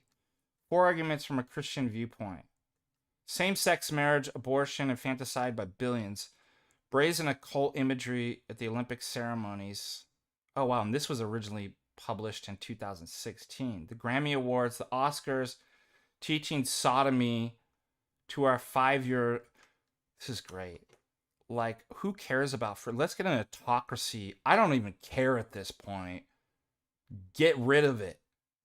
Whatever it takes to get rid of these democrat, globalist, satanic elite.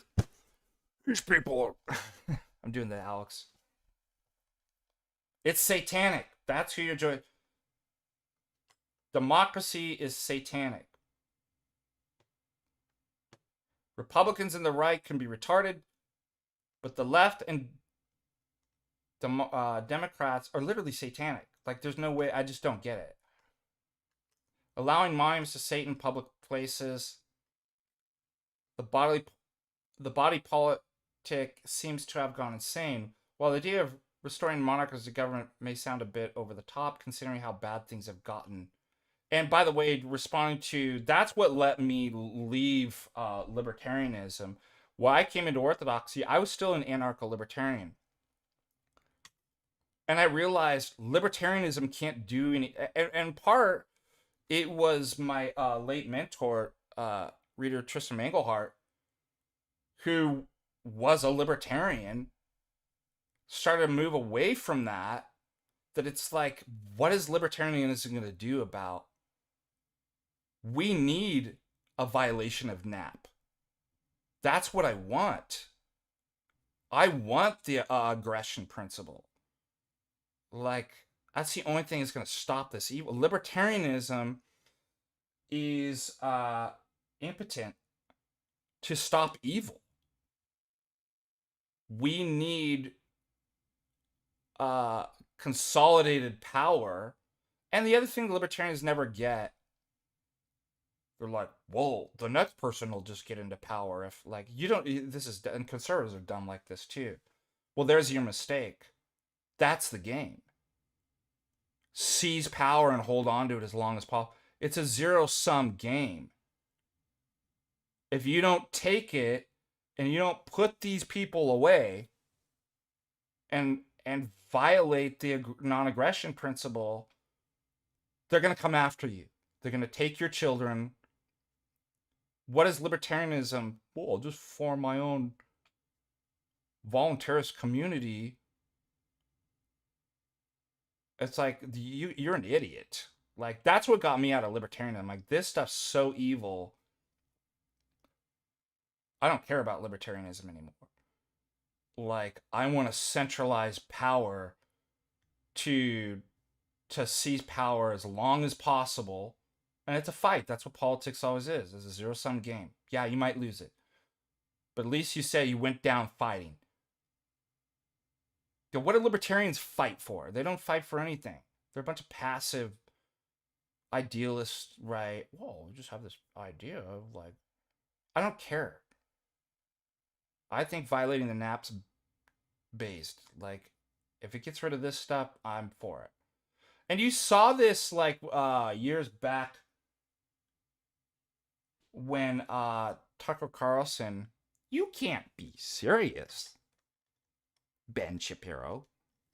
Ben Shapiro's like, you know, promoting capitalistic free market is the absolute. And it's like, Tucker's like, no.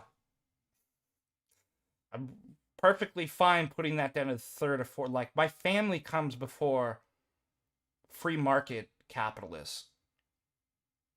I don't care if that violates the NAP. Like, who cares? My family's more important. Family first. God and family first. Freedom's down the line. Like, yeah, it's good at certain points, but it's a third, fourth, fifth. I have no problem locking these demon tards up. If it saves your family and saves your people and nation, what's the problem, bud?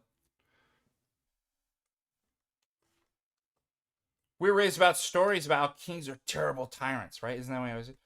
But does that justify doing away with monarchy? And also, what got me out of it too was Hans Hermann Hope's from aristocracy to monarchy to from aristocracy to what's the name of that book now? I'm blanking on. Where he's basically like, he's like, of course, ideally, you know, uh, a libertarian kind of society is the best, but he says the next best and the most natural form of is monarchy. And he gives an argument, and I read that and I started to get stuff. I was like, you know what? He's right.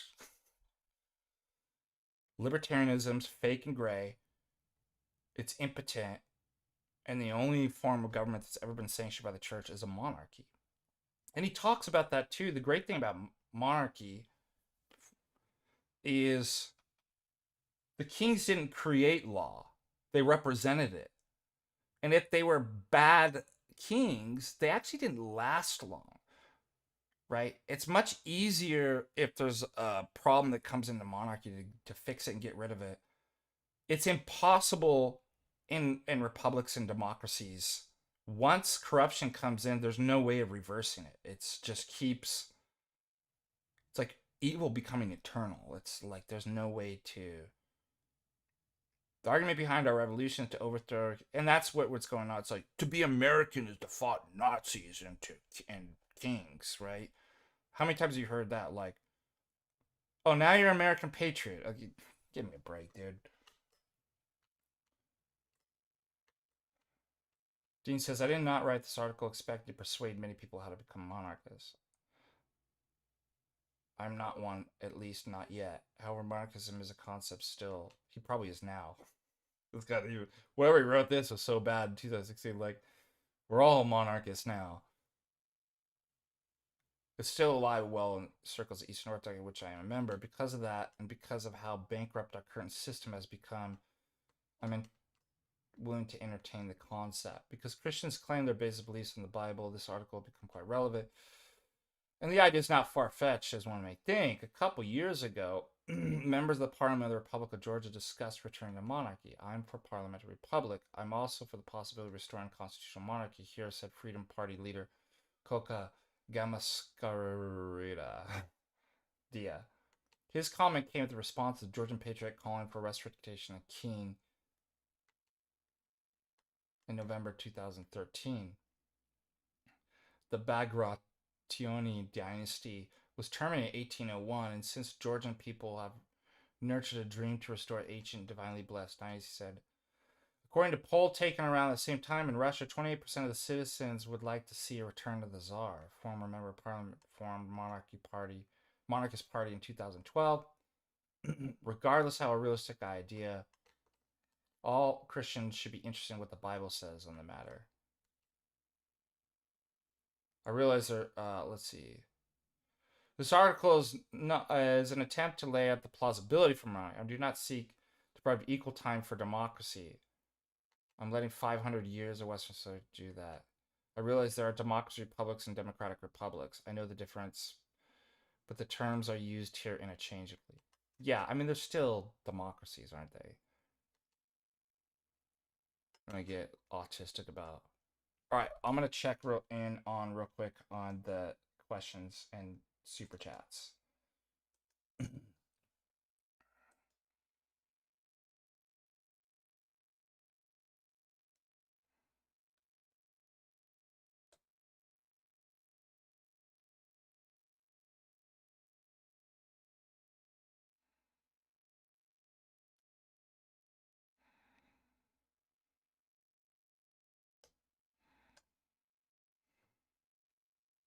I don't think there's any books on libertarian errors. That's a good. Not that I know. that drilled directly. It was, for me personally, it was a bunch of books indirectly that I just kind of woke up to. And just knowing that's a, based on Enlightenment concepts of rights, which don't exist and are dumb. Also, the influence of classical liberalism and stuff like that. But I don't know any specific book. I think part of just being like, after you're Orthodox for a few, I think a few years, you'll realize like it's fake and gray. Like there's no. It would be really hard to be Orthodox in a libertarian after at least 3 years. I would think. I'd just say keep being Orthodox. You soak it in. Just like you'll wake up one day and just be like, oh no, I can't believe. I mean, I was a huge proponent of anarcho-capitalism, anarcho-libertarianism. So it's amazing. It's a miracle that Orthodoxy healed me of that that terrible disease.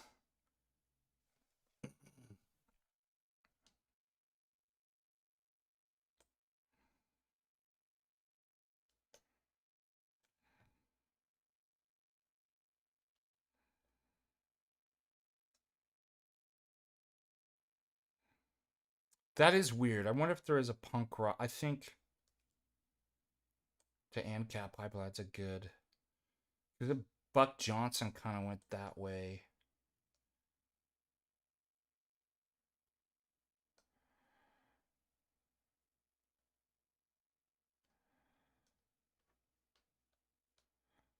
No super chats? Everybody broke? What's going on?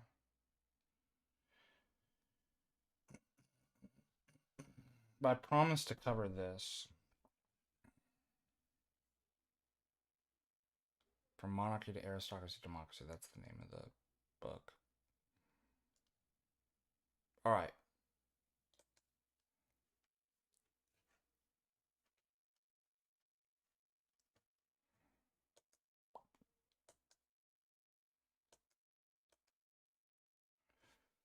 The Bible.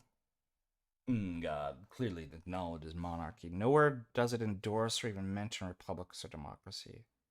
Yeah, like great argument. For those of you smart enough to know the arguments, we will get into 1 Samuel 8 in a minute. Otherwise, scripture seems quite vocal in supporting kings. Now, I remember trying to like, that was the thing as a anarcho-libertarian, anarcho-capitalist, Misesian, Rothbardian, Hobbesian amalgamation of cesspool political filth. I remember I had to work so hard to defend. I'm like, well, of course, orthodoxy's anarcho-libertarian. I just got to convince everybody that it is. I was going to reinterpret all these verses and saints to mean what I mean and want and not what you want. God have mercy on me. Forgive me, the sinner. So obviously, I made the argument that it's like, well, God, didn't want any king, isn't kings. That was kind of like he gave them up to their own futility. I had to kind of argue that, but so I'm sure he's going to go into this. So therefore, submit yourself to every ordinance of man for the Lord's sake, whether to the king or as supreme or to governors, as to those who are sent by him for the punishment of evildoers and for the praise of those who do good. So government, even when it's bad, is still sanctioned, right? There's still, it's, the Bible says they're legitimate authorities. They can aggress against you by the authorization of God. Honor all people, love your brother, fear God, honor the king. Not, well, I didn't enter into a voluntary contract to the king, so I don't have to honor him. Look at that. That's what I mean. It's like there's no way that you can jive this with libertarian like voluntarism. Therefore, I exhort, first of all, that supplications, prayers, and intercessions be given thanks for me for kings and who all are in authority. What does an authority mean? Authority means they can violate the nap, right? Your contract with they have an authority over that. It's not like you're not an equal party among the authorities because you entered into tort law contract.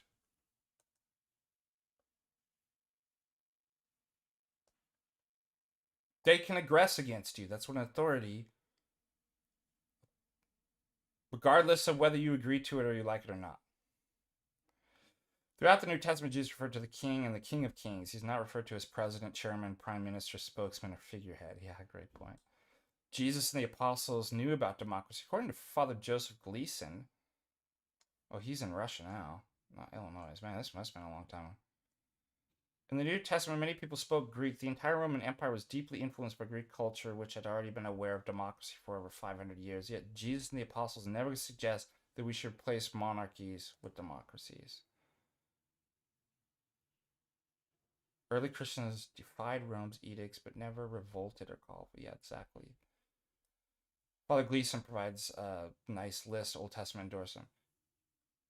Genesis 14, King Melchizedek prophetically acts out the first proto-Eucharist in Scripture, blessing Abraham with bread and wine. Genesis 17, God promises to bless Abraham with kings for descendants. It's blessed. It's sanctioned. Genesis 35, God promises to bless Jacob with kings and descendants. Genesis 49, God promises that Israel's kings will come from the tribe of Judah. Deuteronomy 17, Moses lays out the blueprint for Israel to have godly kings. 1 Samuel 2, Hannah prophesies about the coming of monarchy in a very positive context.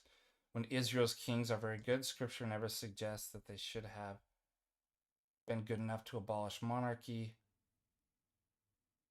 and establish some better form of government. Similarly, when Israel's kings are very wicked, Scripture never suggests that being a king was part of their sin. Wow, great argument. Proverbs best sums up the biblical argument against the overthrow of monarchy. Fear of the Lord and the king, my son, and do not join with rebellious officials. Also, who overthrew the monarchies?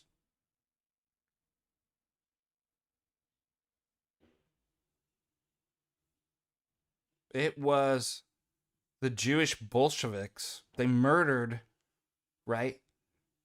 The Antichrists. Murdered the kings and emperors, the last of them, right? I mean, that should be put in there. Like, why do we need kings? Because the Antichrists are against kings and kill them and overthrow them. And it's kind of following up on that's the I think the best argument for kings. Because the synagogue of Satan hates kings. How about that? Samuel did not rebuke Israel for wanting a king. Biblicists who oppose monarchy are quick to turn to 1 Samuel 8, as it is the best passage, if not the only passage, that provides some kind of rationale for something other than monarchical government. In the story, Samuel has led Israel well for decades as a judge, not a king, but his sons are corrupt, and the elders insist that Samuel install a king to judge us like all the nations. Samuel is displeased, prays about it, and God tells them to do what they ask. They have not rejected you, but rejected me, God says. They should not reign over them. Yeah, I remember using this passage. It is a libertarian tard. On its face, this passage seems to provide some nice ammo for refuting monarchism, but it has this serious weakness. First, it's strange for Israel to get rebuked for wanting a king when a few hundred years before Moses laid out some rules for kings in Israel.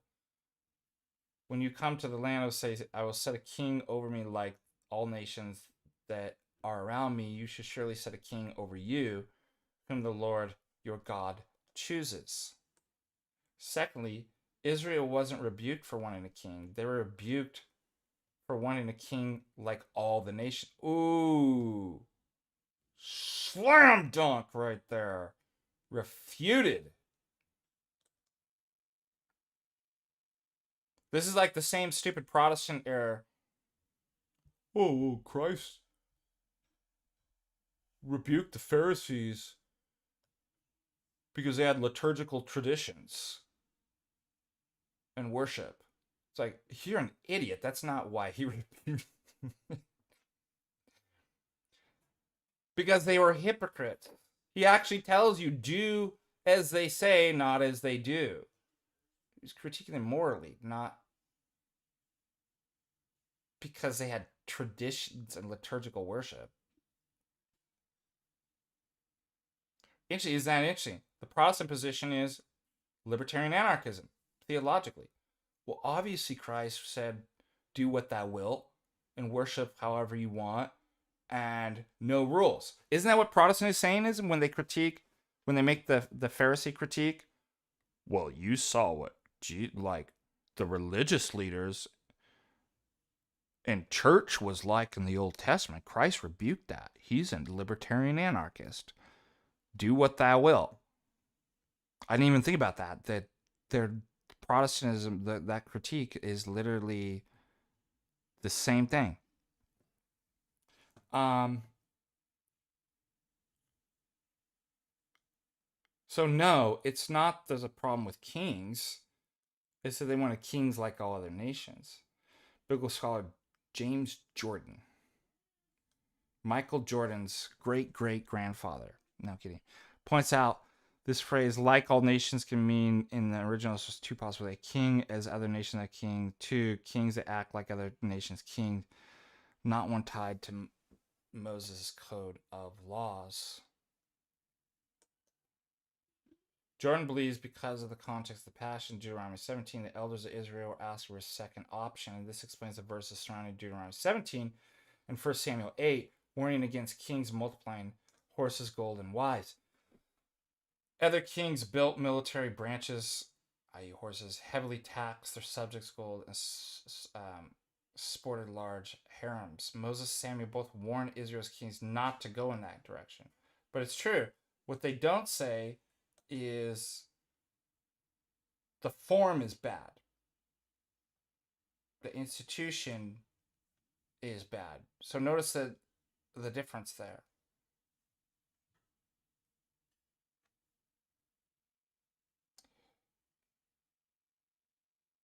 Oh, great. Caleb, $20. Thank you. Somebody, thank you, Caleb. Jeez.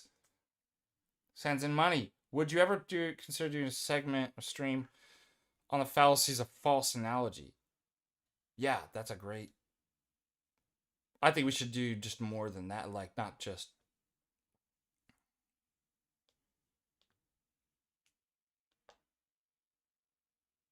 on that. I mean, we should throw a couple more in there at least.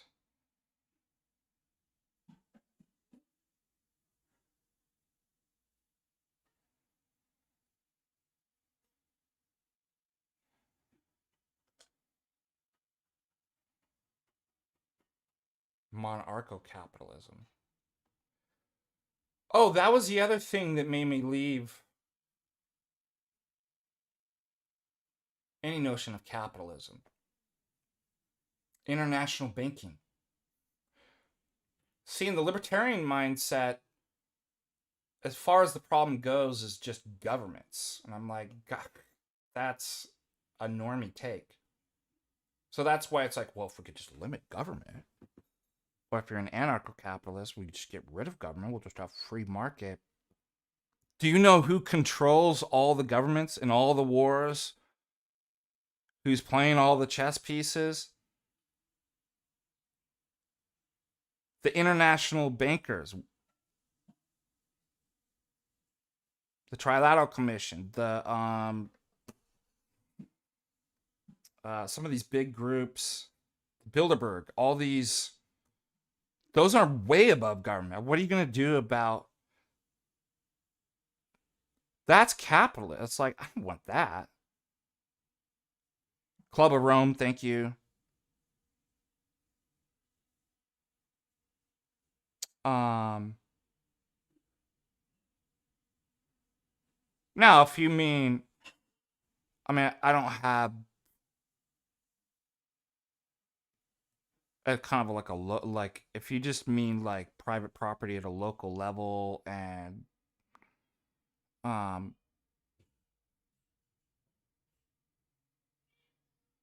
kind of more laissez-faire at a local like, but that's not, it's not capitalism. So a monarcho, it sounds very Jewish, doesn't it? Well, we'll just have a monarcho capitalist. I feel like that's something a Jew would say. There, I named it. No, I don't want it.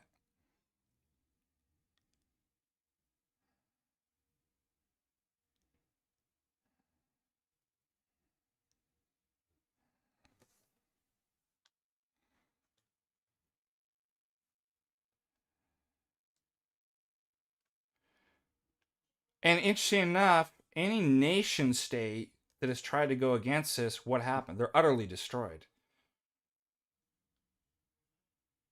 If you're not with us, you're against us, is what they're saying. Like, we will destroy, we will finance all this stuff for your destruction. Eliminate the kings, eliminate nationalism, right? Notice all the derogatory stuff with nationalism. Oh, nationalism, racism, and like they link the, and we all know the person who popularized racism, and why they did that.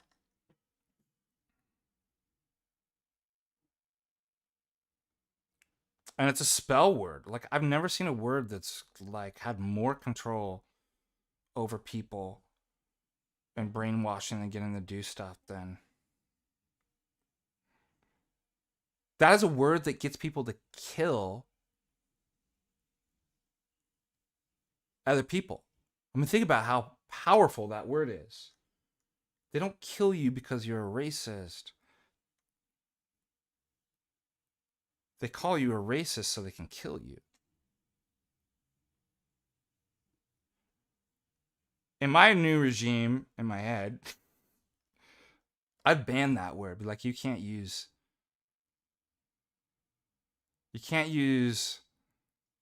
NAZI. You can't use racism. You can't use bigot.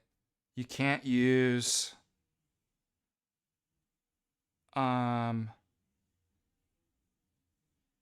any phobia words that have the word phobia, except for arachnophobia. I'll allow that. What other words would, in your ideal regime of autocracy, what words?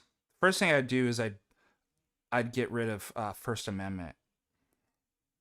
I'd be like, nope, we're banning words. Like, you're going to jail for sure. The Second Amendment will be like, I hereby do support violating the NAP. Yes, anti-Semitism. That's another word I'd ban. Misogyny. I'd ban that. There's a liberal professor. This is great. I could remember this guy's name. He's like a liberal Democrat. This is what's amazing when he won't let his students use any of those words, any of those ism words. He's like, no, you actually have to make an argument. You can't rely on.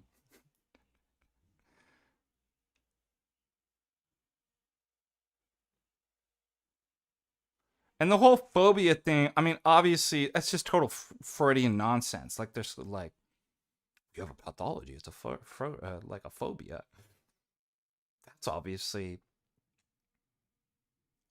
Get out of my face, you moral phobic bigot. I do celebrate. I don't just celebrate Pride once a month. I mean, once 1 month out of the year. I celebrate every day. I'm a proud bigot. Do you see how you take their words and be like, I'm going to be it now? I love it. I want to be a proud bigot fascist. If it's the opposite, it's like Roger Scruton. Now, Roger Scruton did become a fat.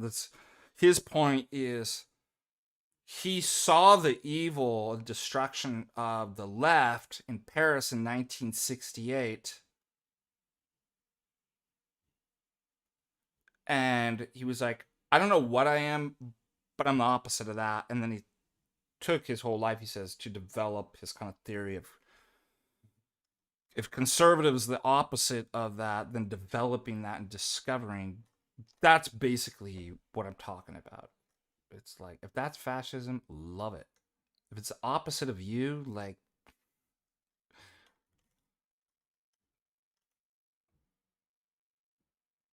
yeah, loaded words banned. Can you think of one other word? We'll throw in one more. Neurodivergent. Banned. That's my last word on the ban list.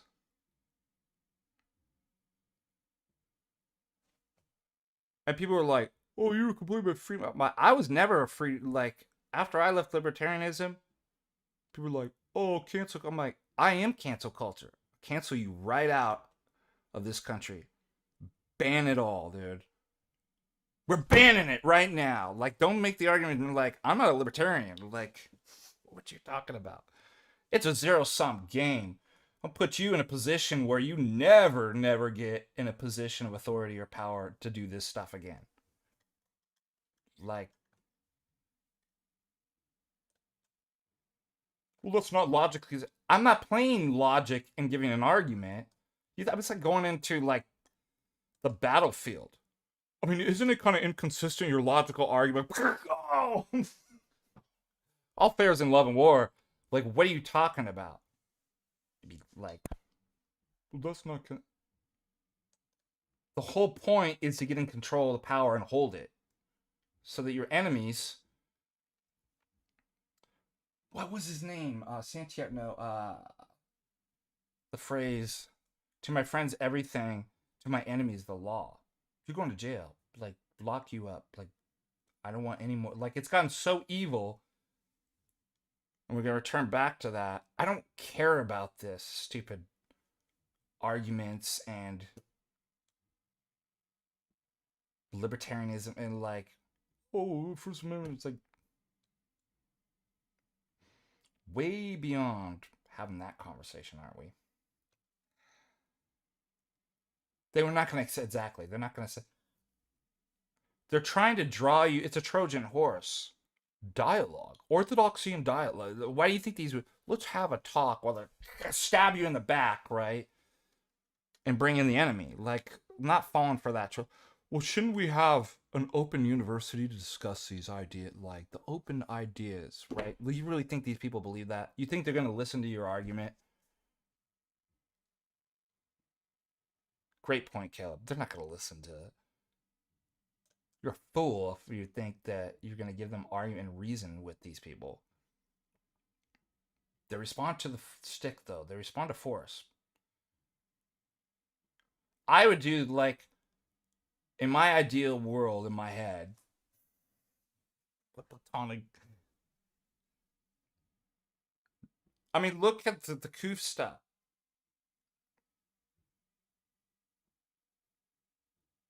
Harvard, Yale, National Health, CDC, all the Norwegian Nous now is all showing how dangerous the jab is and how all, like, the mask didn't work. Like, it's all on their side. And these people are still doubling down like it's 2020.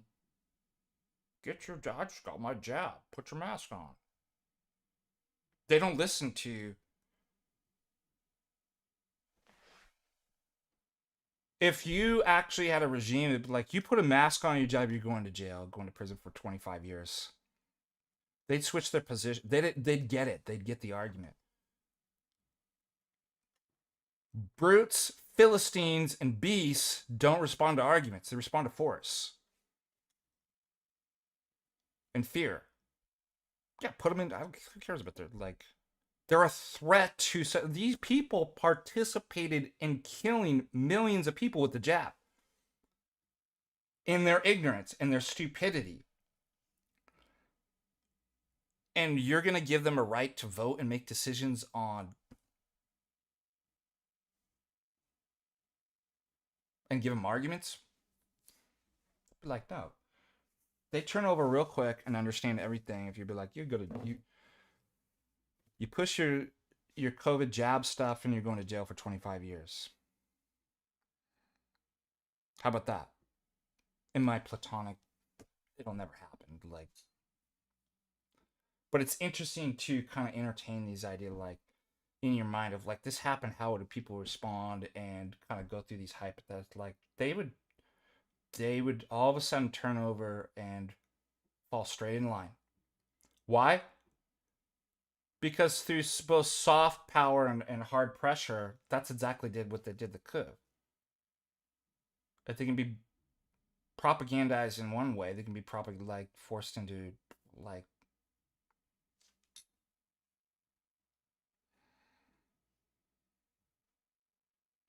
Yeah, semi-Pelagian is a Calvinist. There's no such thing. Things that don't exist. I'll take things that don't exist for 500, Alex. Rights. Semi-Pelagianism. Transformers. What's another thing? Things that don't exist for 500. Reproductive rights. Doesn't exist. Dinosaurs, thank you. Dinosaurs. In what year did Father Deacon Ananias discover that dinosaurs doesn't exist? Well, Alex, that's a tough question. I love it. Give me another one. Things that don't exist. Dinosaurs, semi-Pelagianism, rights, reproductive rights.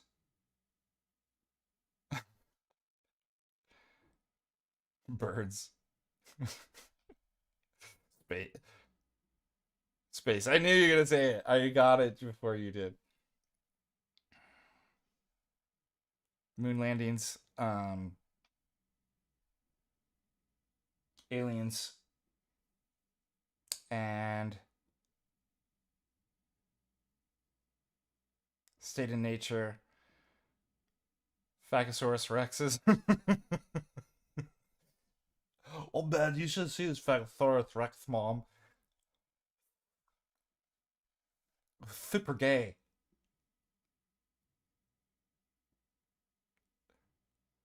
Nuclear radiation. Yeah, rights is already in there. Any of the solas. Oh, it's amazing you bring that up. That don't exist. It's the Jonathan Frakes. Fact or fiction? Not this time. We made this up. Should we play it? I'm doing it. I'm doing it. We're going live. Jonathan Frakes.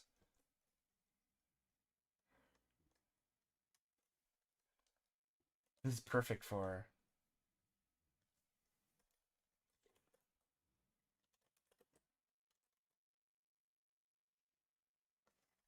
Jonathan Frakes tells you you're wrong. This is great. You ready? For 47 seconds. All right, let's see. Hold on.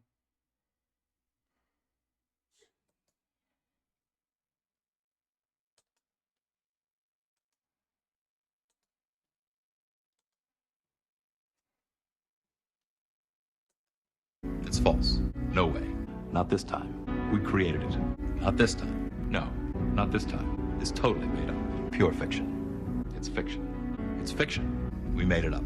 We made this one up. It's a made-up tale. It's a total fabrication. It never happened. It never happened. This one was invented by a writer. Not this time. It never happened. It's false. It never happened. It's a fake.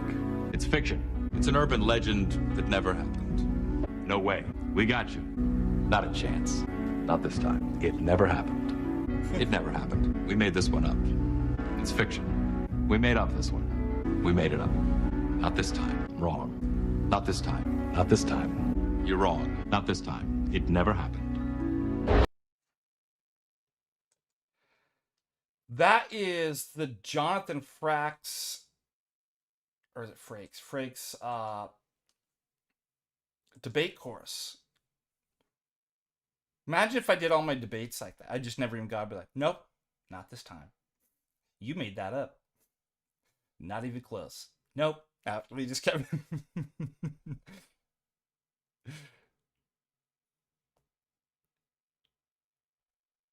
Quantum seafoam, made up by a writer. Yeah, exactly. Nope. Total fabrication. Not this time. Nope. Yes. Nope. Nope. Nope. Yes, it's another made up story. All right. Shall we go back? I need to finish up soon.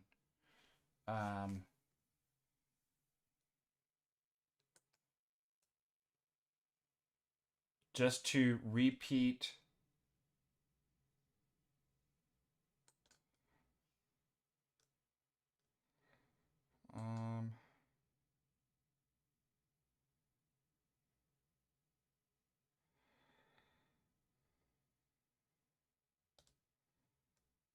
Shoot.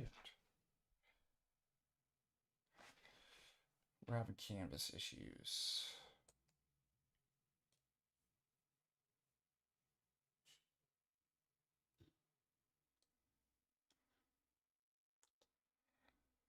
But one of the students can't get on.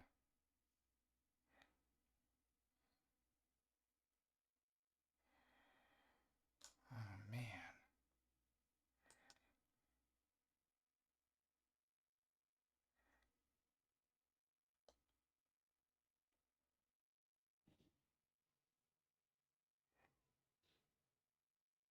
All right, I'm going to try to wrap this up because I got to deal with this Canvas issues. There's problems.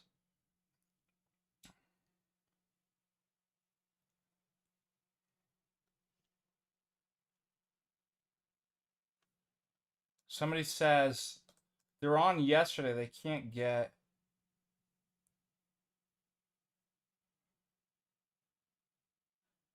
They go to log on. It says links expired. All the courses are gone.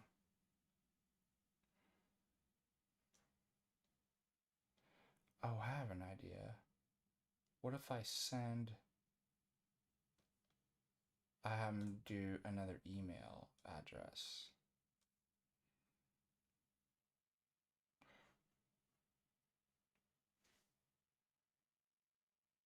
All right.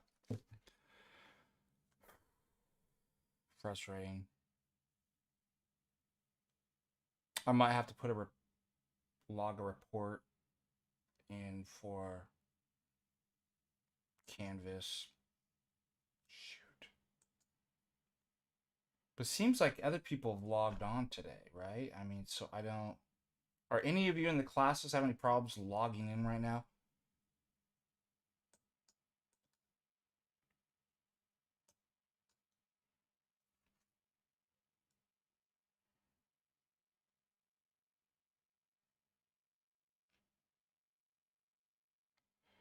Okay, so it's one of our other students. So Dave, you have no problem getting on?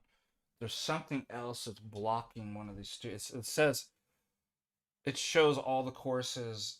None of them are actually available from one of the students that had access yesterday. All right. I hate to do this. There's much more to go. I think we should finish this up Friday morning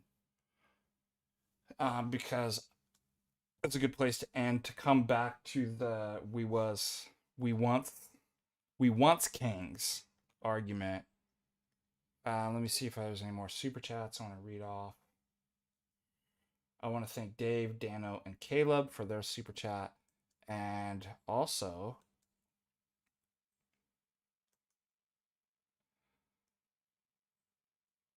Leb, $4.99. Thank you so much. Fun streams, guys.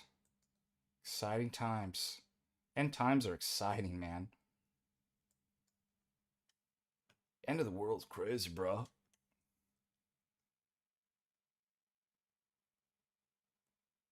try logging in.